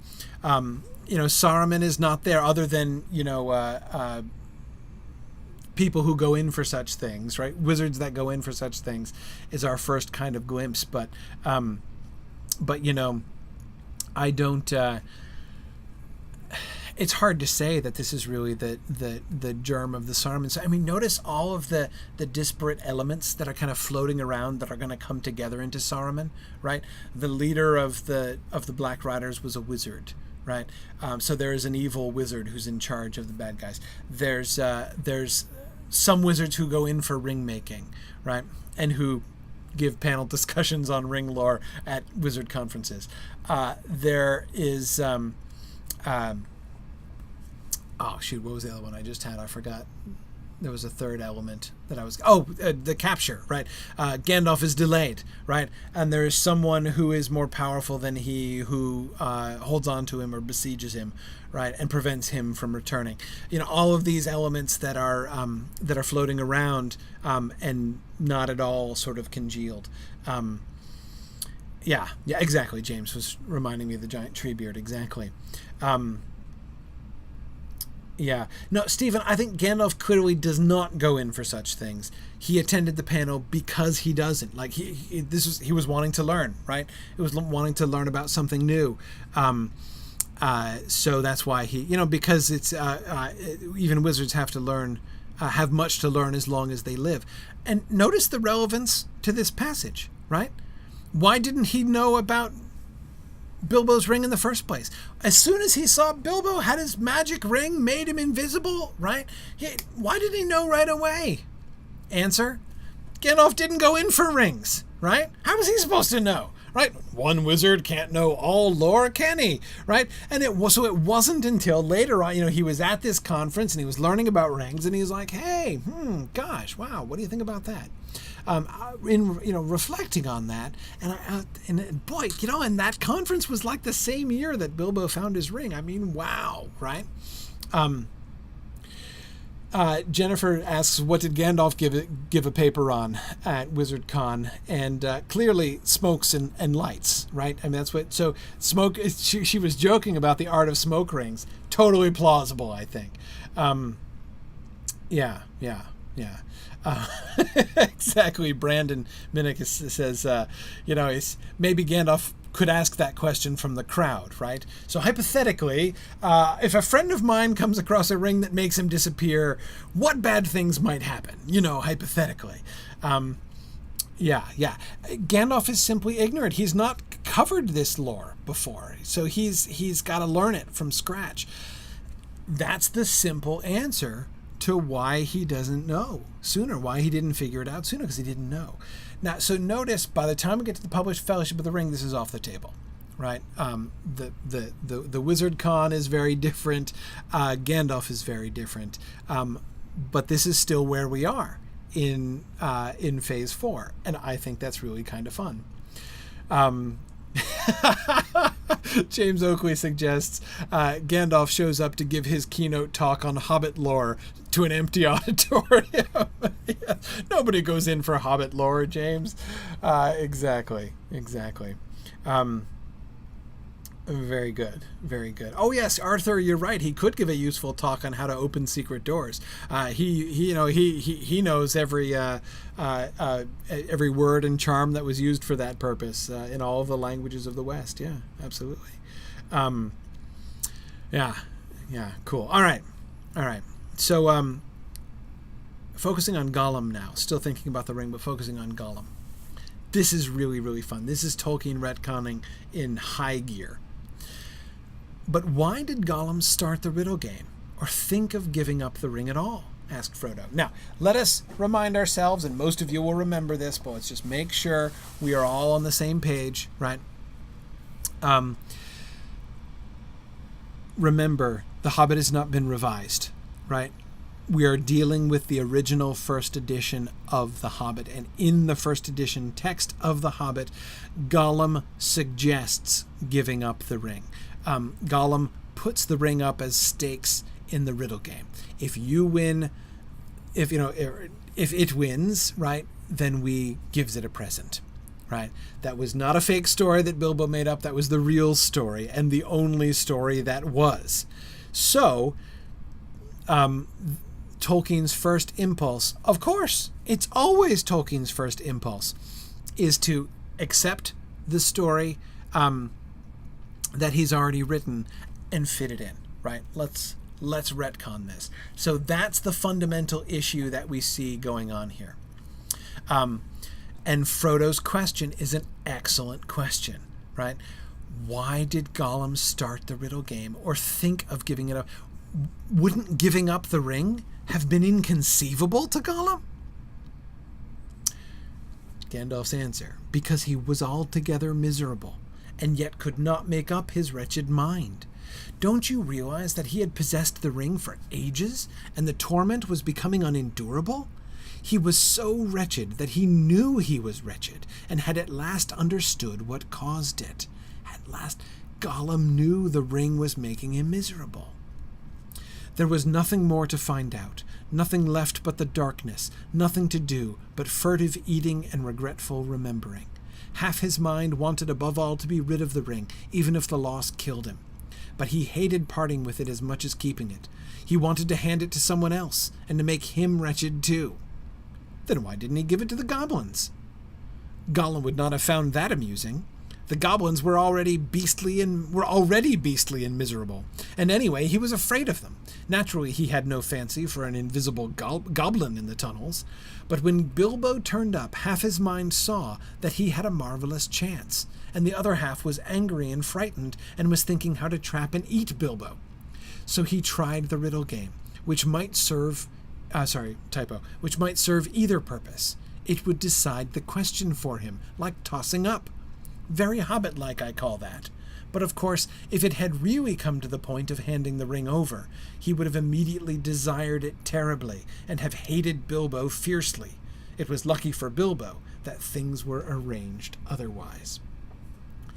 This is amazing. This is my favorite moment. Okay, like the Frodo's dream stuff is pretty cool, but this was my favorite part of this whole chapter.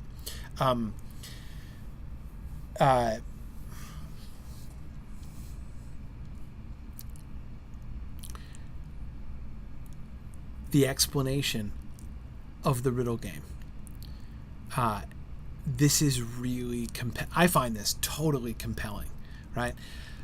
In fact, you notice what he's doing? He is imagining Gollum divided in two minds, right? We take this for granted, right? Gollum arguing with himself, the two sides of Gollum fighting back and forth. Peter Jackson obviously really highlighted this in the film, but it was not always so. An argument that I tried to make in my Hobbit book was that Gollum, as we meet him in The Hobbit, we don't see that. We don't see, the Smeagol versus the Gollum side of him arguing back and forth with each other. We see him talking to himself, but that's not how he talks to himself. You can kind of see some sort of characterization between the two. I'm thinking in particular of the debate that Bilbo overhears when Bilbo is invisible and Gollum runs past him in the tunnel, and he overhears Gollum talking to himself and eventually deciding that Bilbo must really know the way out and he's going to go up to the exit. So yeah, that in that conversation, this is not like the good guy and the bad guy talking. It's not like the one which retains memory of bright and happy things, and the other which is entirely corrupted and a slave of the ring. That is not at all what we see in those two sides. This draft right here seems to me to be the origin of that concept. The concept that there is the Smeagol side and the Gollum side of Gollum. Part of him wants to be free, wants to give up the ring, knows that he's wretched, knows that his life is terrible, and wants out. And that part of him says, sees Bilbo and says, oh my gosh, it's a godsend opportunity, right? He can't just chuck the ring away, and he wouldn't do it anyway, but he can't anyhow because it's not safe, right? He can't give it to a goblin. What's he supposed to do with it, right? And then look, here's a hobbit, right? Here's this outsider who's come in. He could give him the ring and get rid of it that way, right? But he knows himself well enough to know that he's not strong enough to give it up. So I'm going to propose a game. We're going to play a riddle game, and if I lose, then I have to give it up. Fair and square, right? I'd lose it fair and square, and I have to give it up because he really wants to give it up, but he doesn't think he has the strength just to do it, right? He doesn't have the strength to throw it away. He doesn't even have the strength just to give it away. But if he backs himself into a corner, right, because of the rules of the riddle game that you can't cheat, nobody would cheat at the riddle game, then we could do it. But the other half of him doesn't want to give it up. The other half of him is still desires the ring, right? And wants to get rid of Bilbo because it knows that weak part of his mind wants to give up the ring, and it wants to shut that door, right? It wants to cut off that path. So he that's the other half of the game, right? If I win, I eat you, right? And so he's gonna let the game decide, and that is. Nancy's asking, why is that very Hobbit-like? I don't think it's the indecision that he's saying is Hobbit-like. It's the sort of simple and practical and slightly whimsical solution to his dilemma, right? To say, we'll play a game and see who wins, and I will let that determine the outcome. Again, it's not about indecisiveness exactly. It's about letting the game determine the outcome, putting himself in the hands of the game. That's the thing that seems to strike Gandalf as particularly Hobbit-like. Let's toss up. Let's flip a coin. That's the kind of thing that a Hobbit would do, according to Gandalf, right? You have an important decision to make, flip a coin, and then abide by the consequences, right? Apparently, that is kind of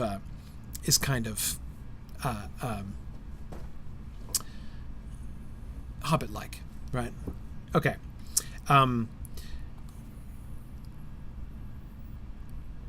Exactly, Stephen. Ultimately, he's going to leave it up to fate, right?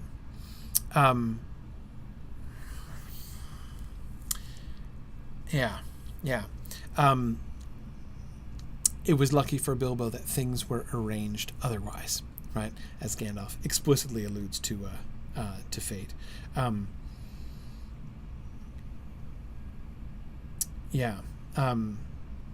Brianna says that this idea of Gollum surrendering the ring didn't completely vanish. If you think of it as an idea transferring to the ring itself, it was no longer Gollum's idea for the ring to leave, but the ring's idea to leave him.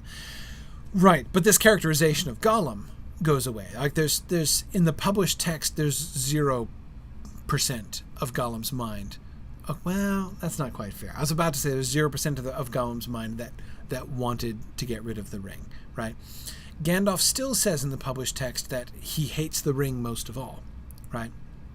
He hates it and loves it. So that division, the hatred and love of the ring, is still there. But that portion of his mind which is actively planning, contriving to give the ring away and get rid of it, that is what really seems to go. Yeah. Okay. And then this. Oh, love this. All the same, I've always thought that the strangest thing about Bilbo's whole adventure was his finding the ring like that, just putting his hand on it in the dark.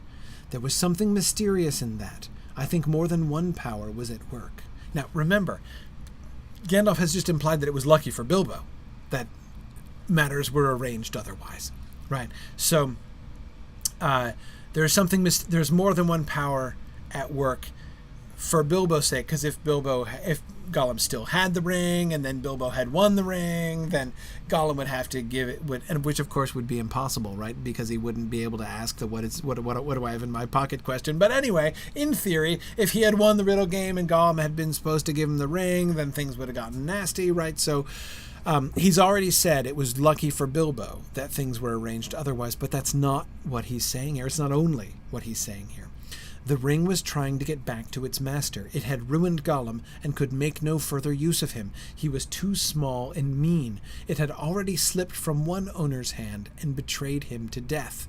It now left Gollum, and that would probably have proved Gollum's death if the finder had not been the most unlikely creature imaginable, a Baggins all the way from the Shire. But behind all that, there was something at work beyond any design of the ringmaker.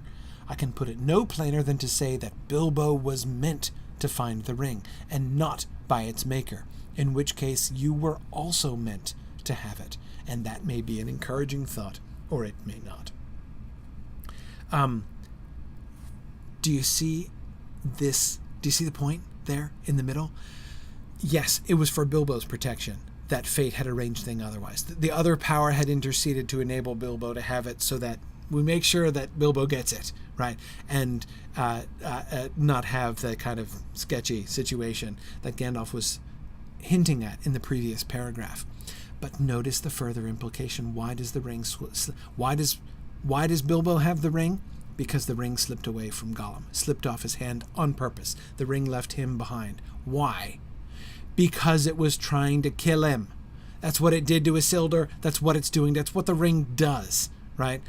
And Gandalf says if anybody but Bilbo had found the ring, as somebody surely would have done because the ring was trying to be found, right, then that creature would certainly have killed Gollum with it, right? Gollum was being deliberately betrayed to his death by the ring, except it was Bilbo. By the intervention of whatever power it was Bilbo who found the ring. And so, therefore, Gollum was saved. Bilbo was saved, but Gollum was saved, too. The pity of Bilbo, Bilbo's sparing of Gollum's life, is anticipated by, or rather, is the culmination of the providential intervention in the affairs. It was to save Bilbo, to save the ring, to secure the ring, and give the world this last desperate chance that the ring found its way to Bilbo. But it was also to deliver Gollum. and it was an act of pity towards Gollum. How cool is that? Right? I think that is really, really awesome. Bilbo was meant to find the ring and not by its maker. And again, you can see because he shows pity to him, right? In showing pity to Gollum, he is following the sort of flow of providence here, right? Yeah.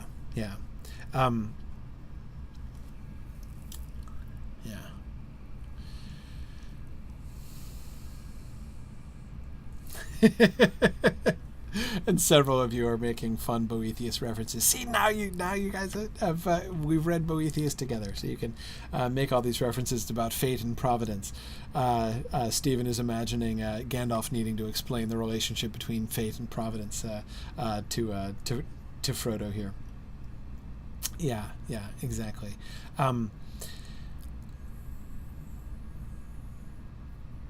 Yeah. Oh, interesting, Brianna. Really great point. Brianna points out another difference between this passage here and the published text. The most unlikely creature imaginable, a Baggins all the way from the Shire. It doesn't say about, a Bilbo from the Shire is what's in the published text. A Baggins all the way from the Shire. And that is interesting, emphasizing the Baggins element of Bilbo, right? I like that. Baggins being very different from your standard hobbit. I agree, Brianna. Yeah, exactly, Jennifer. Providence is working in Gollum's favor, and Bilbo is the means of the blessing, the preservation that that Providence is giving to Gollum here. Gollum is being spared, and that is such a fascinating idea. I just can't get over it. I just absolutely love that. I'm so sorry that we lost that. That might be my favorite thing that gets cut of anything we've read so far. And no, Stephen, in the published version, Gandalf doesn't add or it may not. He just says, and that may be an encouraging thought. And then Frodo says, it is not, right? Gandalf in this version is aware of the fact that, throws it out there that Frodo might not find that encouraging. But even that acknowledgement, Stephen, actually seems to me a really interesting point, because notice what he's implying about Bilbo, right? Bilbo being meant to find the ring, on the one hand, meant that his own life was saved, but it also means that he was immediately made the instrument of destiny to determine the fate of somebody else, right? And so it might not be an encouraging thought. Gandalf was like, I admit the fact that you've been put into this position by some other power kind of puts a burden on you, right? You might not find that comforting.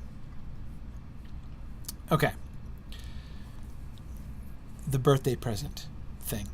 And again, all of this is occasioned by one simple reference. The fact that Gollum mentions, he calls the ring his birthday present at one point in the first edition text, prior to the end of the riddle game. Right? So, okay, that's the problem. Gollum is a liar, and you have to sift his words. For instance, you may remember that he told Bilbo that he had been given the ring as a birthday present long ago, when such rings were less common. Very unlikely on the face of it. No kind of magic ring was ever common in his part of the world. Quite incredible when one suspects what ring this one actually was. It was a lie, though with a grain of truth. I fancy he had made up his mind what to say, if necessary, so that the stranger would accept the ring without suspicion, and think that gift natural. And that is another hobbit-like thought. Birthday present. It would have worked well with any hobbit. There was no need to tell the lie, of course, when he found the ring had gone, but he had told the lie to himself so many times in the darkness, trying to forget Diego, that it slipped out whenever he spoke of the ring. He repeated it to me, but I laughed at him. He then told me more or less the true story, but with a lot of sniveling and snarling. He thought he was misunderstood and ill-treated. Okay, a couple things here. First, I messed up just a second ago. I said the problem was that he called it his birthday present before the end of the riddle game? He does, but that's not the problem. The problem is that he calls it his birthday present after the riddle game, when he finds the ring missing, right? And he's like, my birthday present, my birthday present. Tolkien has an explanation for why he calls it his birthday present when that's obviously untrue. The reason he's calling it that is that he murdered Diegol for it, right? And so he's been telling himself that. But he also had it prepared as a line, right? Because remember, he's strategizing, actively planning to ditch the ring if he finds anybody who would take it, right? If he finds some other hobbit who might take the ring away from him. Now you might ask, why on earth would Gollum suspect that he would find another hobbit someday to give the ring to? Answer, he himself was a hobbit, right? He wandered into the mountains. Someday maybe another hobbit will wander into the mountains. Doesn't actually seem all that far-fetched given his own history, right? Maybe one of his own people will eventually come the same way that he did, right? And he'll have this opportunity. But anyway, okay, so he's been actively planning, and so he made up the story. I'm going to say it was my birthday present. That way, if I say, oh, here, I have a present for you. It's a very powerful magic ring. He realizes that anyone's going to be like, dude, where the heck did you get this? And why the heck are you giving it to me, right? So he needs a plausible explanation that A, explains how he got it, and B, explains, like, contextualizes it so that re-gifting it doesn't seem too weird, right? So the birthday present. But then the problem is, if he's already lost it and he doesn't have it to give, he doesn't need his phony baloney story about the birthday present, so why does he say it? Answer, because he's been repeating it to himself, because he's actually been rationalizing it for the murder of Diegol, right? It's how he's been rationalizing the murder of Diegol. So we get both of those things, the stratagem and the rationalization that he's come to internalize, right? Now, I agree. Final point, Josiah, another wonderful observation. You are certainly right that I laughed at him is a far cry from I put the fear of fire on him. Yes, Gandalf in this text does not threaten to torture Gollum. He just laughs at him and gets Gollum to tell the true story. But notice, Josiah, there's a lot less urgency all the way through from Gandalf, right? Not only does this Gandalf not say, I put the fear of fire on him, he also doesn't say, the truth was desperately important, right? Nowhere in this conversation does Gandalf seem to imply that the truth is desperately important.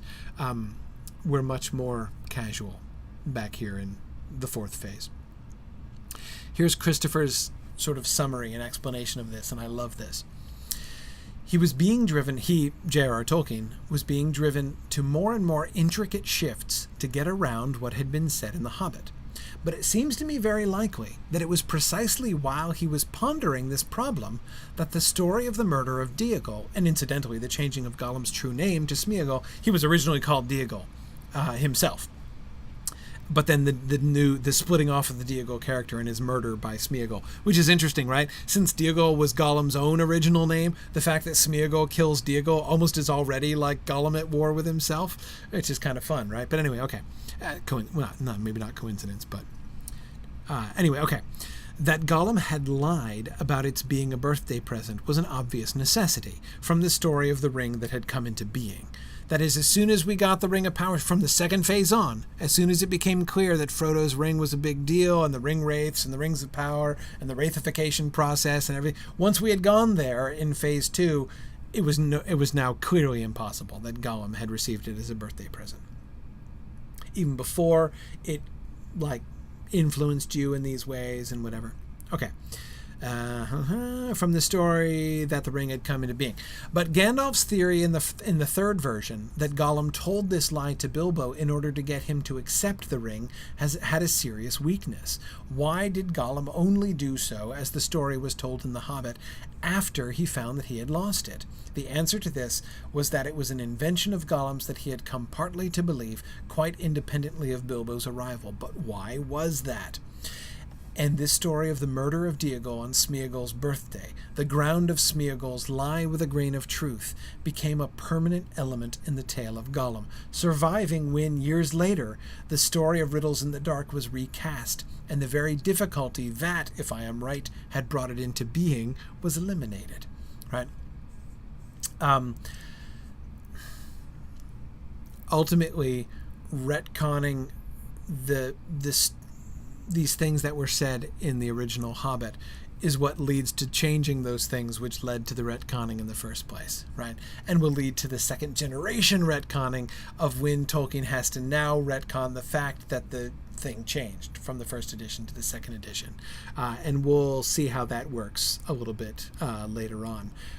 Yeah, Nancy, exactly. He wouldn't have changed The Hobbit otherwise. I can't wait till we get to the changing of the Hobbit story. After thinking this stuff through more this week, I was thinking back to those letters in Tolkien's collected letters about the revised Chapter 5 and how that came about. And I'm kind of thinking some new thoughts about it, I have to say. But I want to wait till we get there. Let's see how this continues to develop. Don't let's be hasty. But it's really neat how it comes back and eats its tail here. The changes, which is why I titled this slide Ouroboros. Okay, we still have a few. I started late, so we have still a few minutes to talk about Frodo's dream. So let's look at Frodo's dream.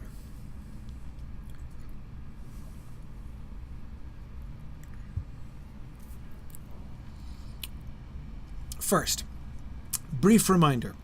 In the second phase and the third phase, Frodo, dreams in Crickhollow. When he gets to Crickhollow and before they leave to enter the Old Forest, he has a dream. And in both cases, it's the same. He has a vague dream. It's called a vague dream. He has a vague dream, and his dream is of looking out from a high place over the trees of the forest and of hearing snuffling creatures searching around underneath it. Right? That was the dream that he has. He had that dream in Crickhollow in the second phase, slightly expanded in the third phase, but same dream, and it stops there. Okay? Now, in the narrative outline dated autumn 1939, given on page 9, so that's one of the slips, like slip 6 or something like that, of those sheets of paper that Christopher Tolkien described early on. Gandalf is besieged in the Western Tower. He cannot get away while they guard it with 5 riders. But when Black Riders have located Frodo and found that he has gone off without Gandalf, they ride away. This is what Frodo saw in his dream. My father was much exercised about the placing of it. In the time schemes A and B, this is in that chart of Gandalf A through D, right? In the time schemes A and B, the date given of Gandalf's escape from the Western Tower was first given as 24 September, and there is a suggestion that Frodo dreamt his dream on the event of that night, when with the elves in the Woody End, so that Frodo is having the dream at the same time it's actually happening out at the Western Tower. Right. The date was then changed to the 25th, when Frodo was at Crickhollow, and so appears in, that is, Gandalf's, the lifting of the siege of Gandalf in the tower, the event that's described in the dream. That happens while Frodo is at Crickhollow, not while Frodo is with the elves in the Woody End. And so appears in schemes A, B, and C. Scheme D gives no date for Gandalf's escape and places the dream of the tower variously on the 24th, 25th, or 26th. For some reason, however, my father decided to place it after the event, on the night of the 29th, when Frodo was at Bree and Gandalf at Crickhollow. Okay, so originally the first impulse was Frodo is going to have this dream where he's going to see Gandalf imprisoned in the Western Tower, and it's going to happen on the same night that it's happening, so he's having this contemporary vision. Now, if you attended my Exploring the Lord of the Rings class on last Tuesday, you will remember that that's where I started off, right? I started off saying, hey, remember the dreams that happen in The Hobbit? There are 3 dreams that are described in The Hobbit, and 2 of them are sort of prophetic dreams, they're visions anyway, of something that is happening at the time. The dream he has in Bjorn's house, the dream he has in the Goblin Cave, right? Bilbo dreams of the thing that is occurring at the same time that he can't see, right? Okay. He, but again, but is happening at this, but is actually occurring at the same time. Original. And then, of course, in class last week, I was pointing out, but that's not the kind of dream he's having here, it turns out, right? Except originally it was. That's exactly the kind of dream that Frodo is having. He is dreaming of Gandalf's escape from the tower at the time, on the night that it's actually occurring. Then Tolkien changes his mind and says, no, let's have it later, right? He doesn't have it until he gets to Bree. So 5 or 4 or 3 days later, whichever it turns out to be, Frodo is dreaming about Gandalf's escape 3 days before. So it's still a sort of visionary insight into a thing that actually happened, but it's not happening at the same time. So the first change is a small change, a subtle change. It's not a current events dream. It's a recent events dream. Fine. Okay. But still, it's a contemporary events dream. Nevertheless, it's a vision into what's actually occurring. Here's the dream of the tower as it's narrated in the 4th phase. Frodo soon went to sleep again, but now he passed at once into a dream. Remember, he's in Bree. This is the night when they're snoozing while Trotter is standing watch as the inn is being attacked. So somewhere there's a bolster getting slashed, right? While Frodo is having this dream. Frodo soon went to sleep again, but now he passed at once into a dream. He found himself on a dark heath. Looking up, he saw before him a tall white tower, standing alone upon a high ridge. Beyond it the sky was pale, and far off there came a murmur like the voices of the great sea, which he had never heard nor beheld, save in other dreams. In the topmost chamber of the tower there shone dimly a blue light. The blue light makes me think of Gandalf. Remember, he shines the blue light from his staff a lot. That's a Gandalf thing, so that's presumably what he's seeing here. Suddenly he found that he had drawn near, and the tower loomed high above him. About its feet there was a wall of faintly shining stones, and outside the wall sat silent watchers, black-robed figures on black horses, gazing at the gate of the tower without moving, as if they had sat there forever. There came at last the soft fall of hoofs climbing up the hill. The watchers all stirred and turned slowly towards the sound. They were looking towards Frodo. He did not dare to turn, but he knew that behind him another dark figure, taller and more terrible, had appeared. It beckoned and called out in a strange tongue. The horsemen leaped to life. They raised their dark heads towards the lofty chamber, and their mocking laughter rang out cruel and cold. Then they turned from the white wall and rode down the hill like the wind. The blue light went out. All right. So this is the... Okay, not current events dream, the recent events dream that he has in Bree. This is the only narrative depiction of Gandalf's captivity. This is clearly when Gandalf is besieged. So he's taken refuge in this tower, been chased around the Shire by the Ringwraiths, and they corner him on this tower out way to the west of the Shire, and they have him surrounded until one comes up, taller and more terrible. Right, the Wizard King of the Ringwraiths, presumably, right, comes up and tells them the news. Hey guys, time to knock off here. We found the Hobbit, so we don't need the wizard anymore. Don't worry about him. Let's take off. And off they go. James is asking the excellent question: does the blue light hold the riders at bay? Possibly. I mean, it certainly within the dream indicates the presence of Gandalf. Right, enables Frodo to be able to guess what is significant about this tower and who might be up it, perhaps. But is it also supposed to suggest that, that they, why they are not attacking and are merely besieging him, possibly, at least in a kind of symbolic way, perhaps? Okay, so the sea is involved in the vision, but only incidentally, right? There comes a murmur, like the voices of the great sea, which he had never heard, save in other dreams. Never heard or seen, save in other dreams. So we get a thrown-off reference to the fact that he's had other dreams about the sea, but the sea doesn't seem to be a central figure here. It's just background for the tower, right? There's this tower because the geography, it's important because it fixes the geography. Gandalf is imprisoned in a tower. Where's the tower? Oh, out west, because on account of you could hear the ocean in the background, right? That seems to be the whole function. The ocean doesn't seem to have any other symbolic significance here, and Frodo doesn't respond to it in any other way. We don't get an upwelling of desire in Frodo here, right? We don't see any sort of sea longing coming over him or anything like that. It's just geography, right? Okay. Now this is the continuation, right? So notice, hang on, going back to this last paragraph. So there's a sound of hoofs, and the watchers all turn towards the sound of hoofs, and they're looking towards Frodo, right? So he's positioned with the Witch King riding up right behind him. So when they all turn to look at the Wizard King riding up, Frodo feels like they're all looking at him, which is a really fun effect.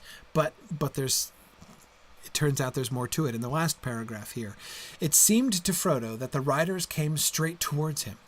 So as they're leaving, they're coming straight towards him, which is perfectly appropriate and very significant, because they are, right? They are coming for him. They have come for him. That's why they're leaving Gandalf. So the point of view, right? The point from which the sort of point of view of Frodo's dream is fixed in the dream is significant, because it conveys in a very visceral sense a really important piece of information, right? They see you, and now they're coming for you, right? And that's pretty cool. Okay. But even as they passed over him and beat him to the ground, right? So they're like galloping right on top of him, and he feels himself being beaten down to the ground by the Black Riders as they're riding over him, right? This is a threat. This is a warning, right? He thought in his heart, I am not here. They cannot hurt me. There is something that I must see. Right? So he's fighting against the panic that's coming over him. He realized, no, wait, this is a dream. I have to use... So we have the will of Frodo rising above, not just being a victim of the vision that's being given to him, right? And him asserting his own need through his own will. I need to see what's going on. He lifted his head and saw a white horse leap the wall and stride towards him. On it rode a grey-mantled figure. His white hair was streaming, and his cloak flew like wings behind him. As the grey rider bore down upon him, he strove to see his face. The light grew in the sky, and suddenly there was a noise of thunder. The light and the thunder, of course, happens in the Crickhollow dream, too. Frodo opened his eyes. Trotter had drawn the curtains and had pushed back the shutters with a clang. Hence the light and the noise. The first grey light of day was in the room. The vision of his dream faded quickly, but its mingled fear and hope remained with him all day. And for long the far sound of the sea came back to him whenever great danger was at hand. He's received information. He takes from it a message of fear and hope. Fear, they're coming for you. They know where you are and they're coming for you. Hope, Gandalf is coming too. He didn't see his face, not 100% sure he's Gandalf, but he seems to suspect, I would think, right? And yes, Jennifer, exactly. Jennifer says in this version, the sea becomes more important to Frodo after he wakes up than it is during the actual dream. Absolutely. Absolutely. And that's really cool, right? In retrospect, we noticed the very terms that we were using in our discussion last week in exploring the Lord of the Rings. Fear and hope, right? Fear and desire. Those are the things that we see. Those are exactly the terms that Tolkien is using to describe the dream. I have to admit, I felt a little bit smug about that. I'm not going to lie. That was pretty cool. But notice this is his interpretation of the Gandalf portion, right? Because the dream is different from the one that we were talking about, the one that he gets in Crickhollow in the Fellowship of the Ring. There's no Gandalf. There's no Black Riders. It's not a current events dream, right? So what happens? This is Christopher speaking. Taking into account the words of the outline given on page 9, that Gandalf, pursued by the riders, tried to get round to the west of the Shire, and the mention of the sound of the sea in the text, it is seen that Gandalf had fled to the elf towers on the Tower Hills beyond the west marches of the Shire, those towers which, at the very beginning of the writing of the Lord of the Rings, Bingo said that he had once seen shining white in the moon. The tallest was furthest away, standing alone on a hill. So Bingo once said that he had seen an elf tower before, and it may even be this same elf tower, so that becomes foreshadowing, right, of this thing. notice Christopher's commentary here? Geography, right? The ocean is just about geography. See, we can see not the symbolic significance of the dream. We can see the news value, right, of the dream. Yeah.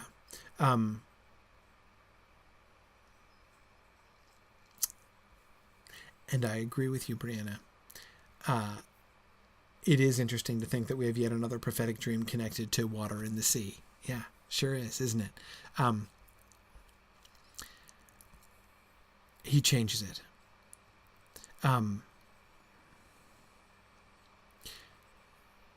This gets moved back to Crickhollow.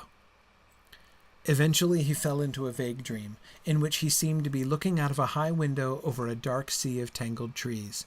Down below among the roots there was the sound of creatures crawling and snuffling. He felt sure they would smell him out sooner or later.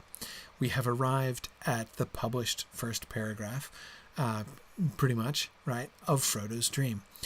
Remember, that's the part of the dream that he always had in Crickhollow. Frodo always, initially, it was just an anxiety dream. That's all he had. The anxiety dream about the scary forest he was going to go into and the things snuffling around and sniffing for him and searching for him, the Black Riders. So he's anxious about the Black Riders, he's anxious about the forest, and he's having an anxiety dream the night before he goes into them. That's in phase 2, that's in phase 3, that's in phase 4, but now we combine the two. We combine his old anxiety dream with his dream of the tower, right? His recent events dream of Gandalf in the tower. Then he heard a noise in the distance. At first he thought it was great wind coming over the leaves of the forest. I don't know about you. Does this make you think of the dwarves' wind song in The Hobbit? Because it totally makes me think of the dwarves' wind song in The Hobbit. But anyway. Then he knew that it was not leaves, but the sound of the sea far off, a sound he had never heard in waking life, though it had often troubled other dreams. By the way, the mere addition of the word troubled here, right? Remember in the previous one, what did we get? Where was it here? Like the voices of the great sea, which he had never heard nor beheld save in other dreams. Very neutral, right? He'd never seen it or heard it except in other dreams. He had seen it and heard it in other dreams, but never in real life. That's all it says, right? Now we learn that not just that he has seen and heard the sea in other dreams, but that he has been troubled by the sound of the sea in other dreams. Suddenly he found he was out in the open. There were no trees after all. He was on a dark heath, and there was a strange salt smell in the air. Looking up, he saw before him a tall white tower, standing alone on a high ridge. In its topmost chamber, a blue light shone dimly. As he drew nearer, the tower loomed high above him. About its feet there was a wall of faintly gleaming stones, and outside the wall sat silent watchers. There seemed to be 4 black-robed figures, seated on black horses, gazing at the tower without moving, as if they had sat there forever.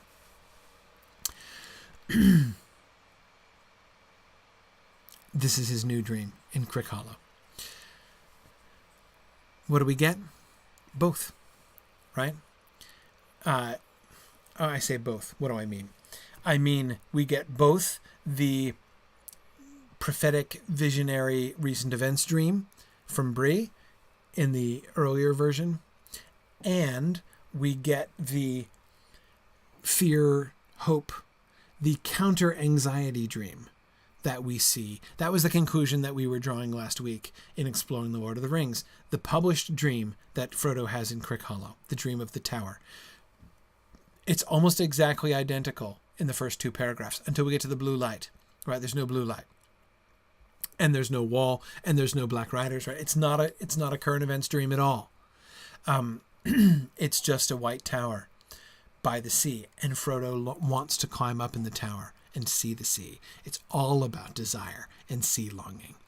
And we were talking about how in that published dream, we have his fear and anxiety about the forest and about the riders being turned into desire. His desire to be safe and his desire to run away being turned into his desire to pursue, right? So again, from fear to hope and to desire. Here we get both the current events dream and the anxiety antidote dream right? The faith versus fear, the hope versus fear dream.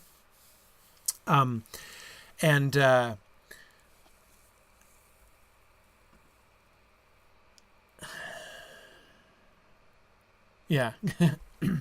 Karita says she finds herself hoping the sun will rise and the Black Riders will be turned to stone. Yeah.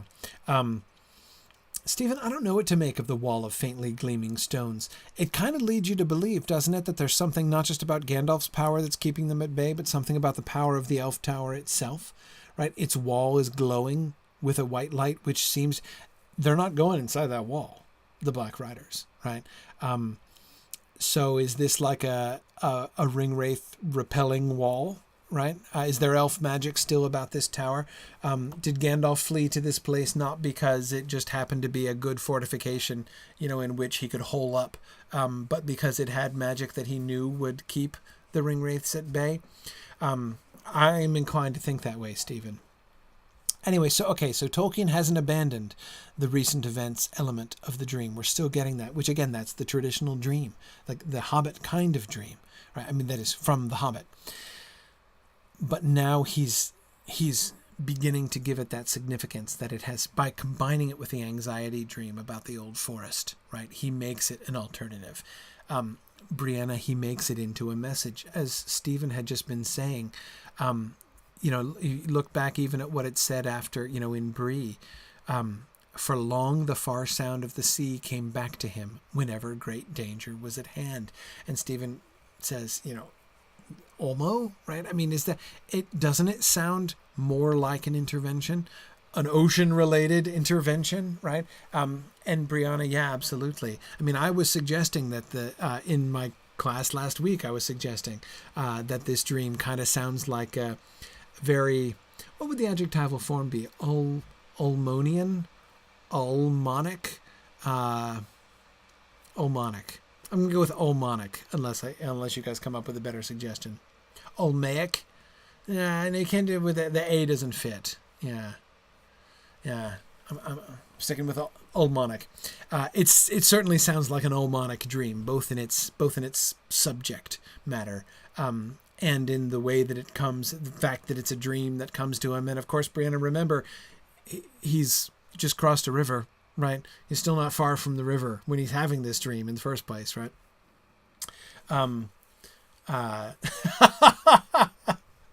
Almost, says Stephen. Very good. Yeah. I stick with Ulmonic. Anyway,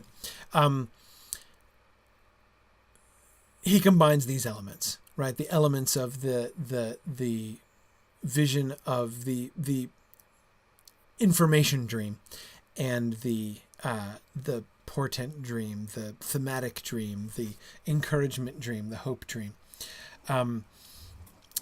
Eventually, this is going to be split up, right? Frodo's going to get this dream. Instead of these two things being combined into one, he's going to have two separate dreams in the published text. But here, I love the placement of this, how this vision of the tower, of course, is going to stick around after Gandalf is gone, after Gandalf is no longer in that tower, right? There will be no need for... The sea was originally just geography, right? So that Frodo could place exactly where it was that Gandalf was captured. It was just to convey information to him about what's going on so that he can know. That was the original point of the dream. Eventually, the next step from this, the tower is going to be entirely symbolic. And the whole significance of the tower is going to be the fact that it's by the sea and his desire for the sea. So far from being mere geography, as Christopher was emphasizing in the... Where did it go? This part, the Elf Towers one. As Christopher was suggesting here, far from being just geographical context, it's going to be the entire point of the vision. And that's a really cool transformation, I think. All right, I have one more slide, but you know what? I'm going to save it for next time. No, I'm not. We're going to finish because we're already late anyway.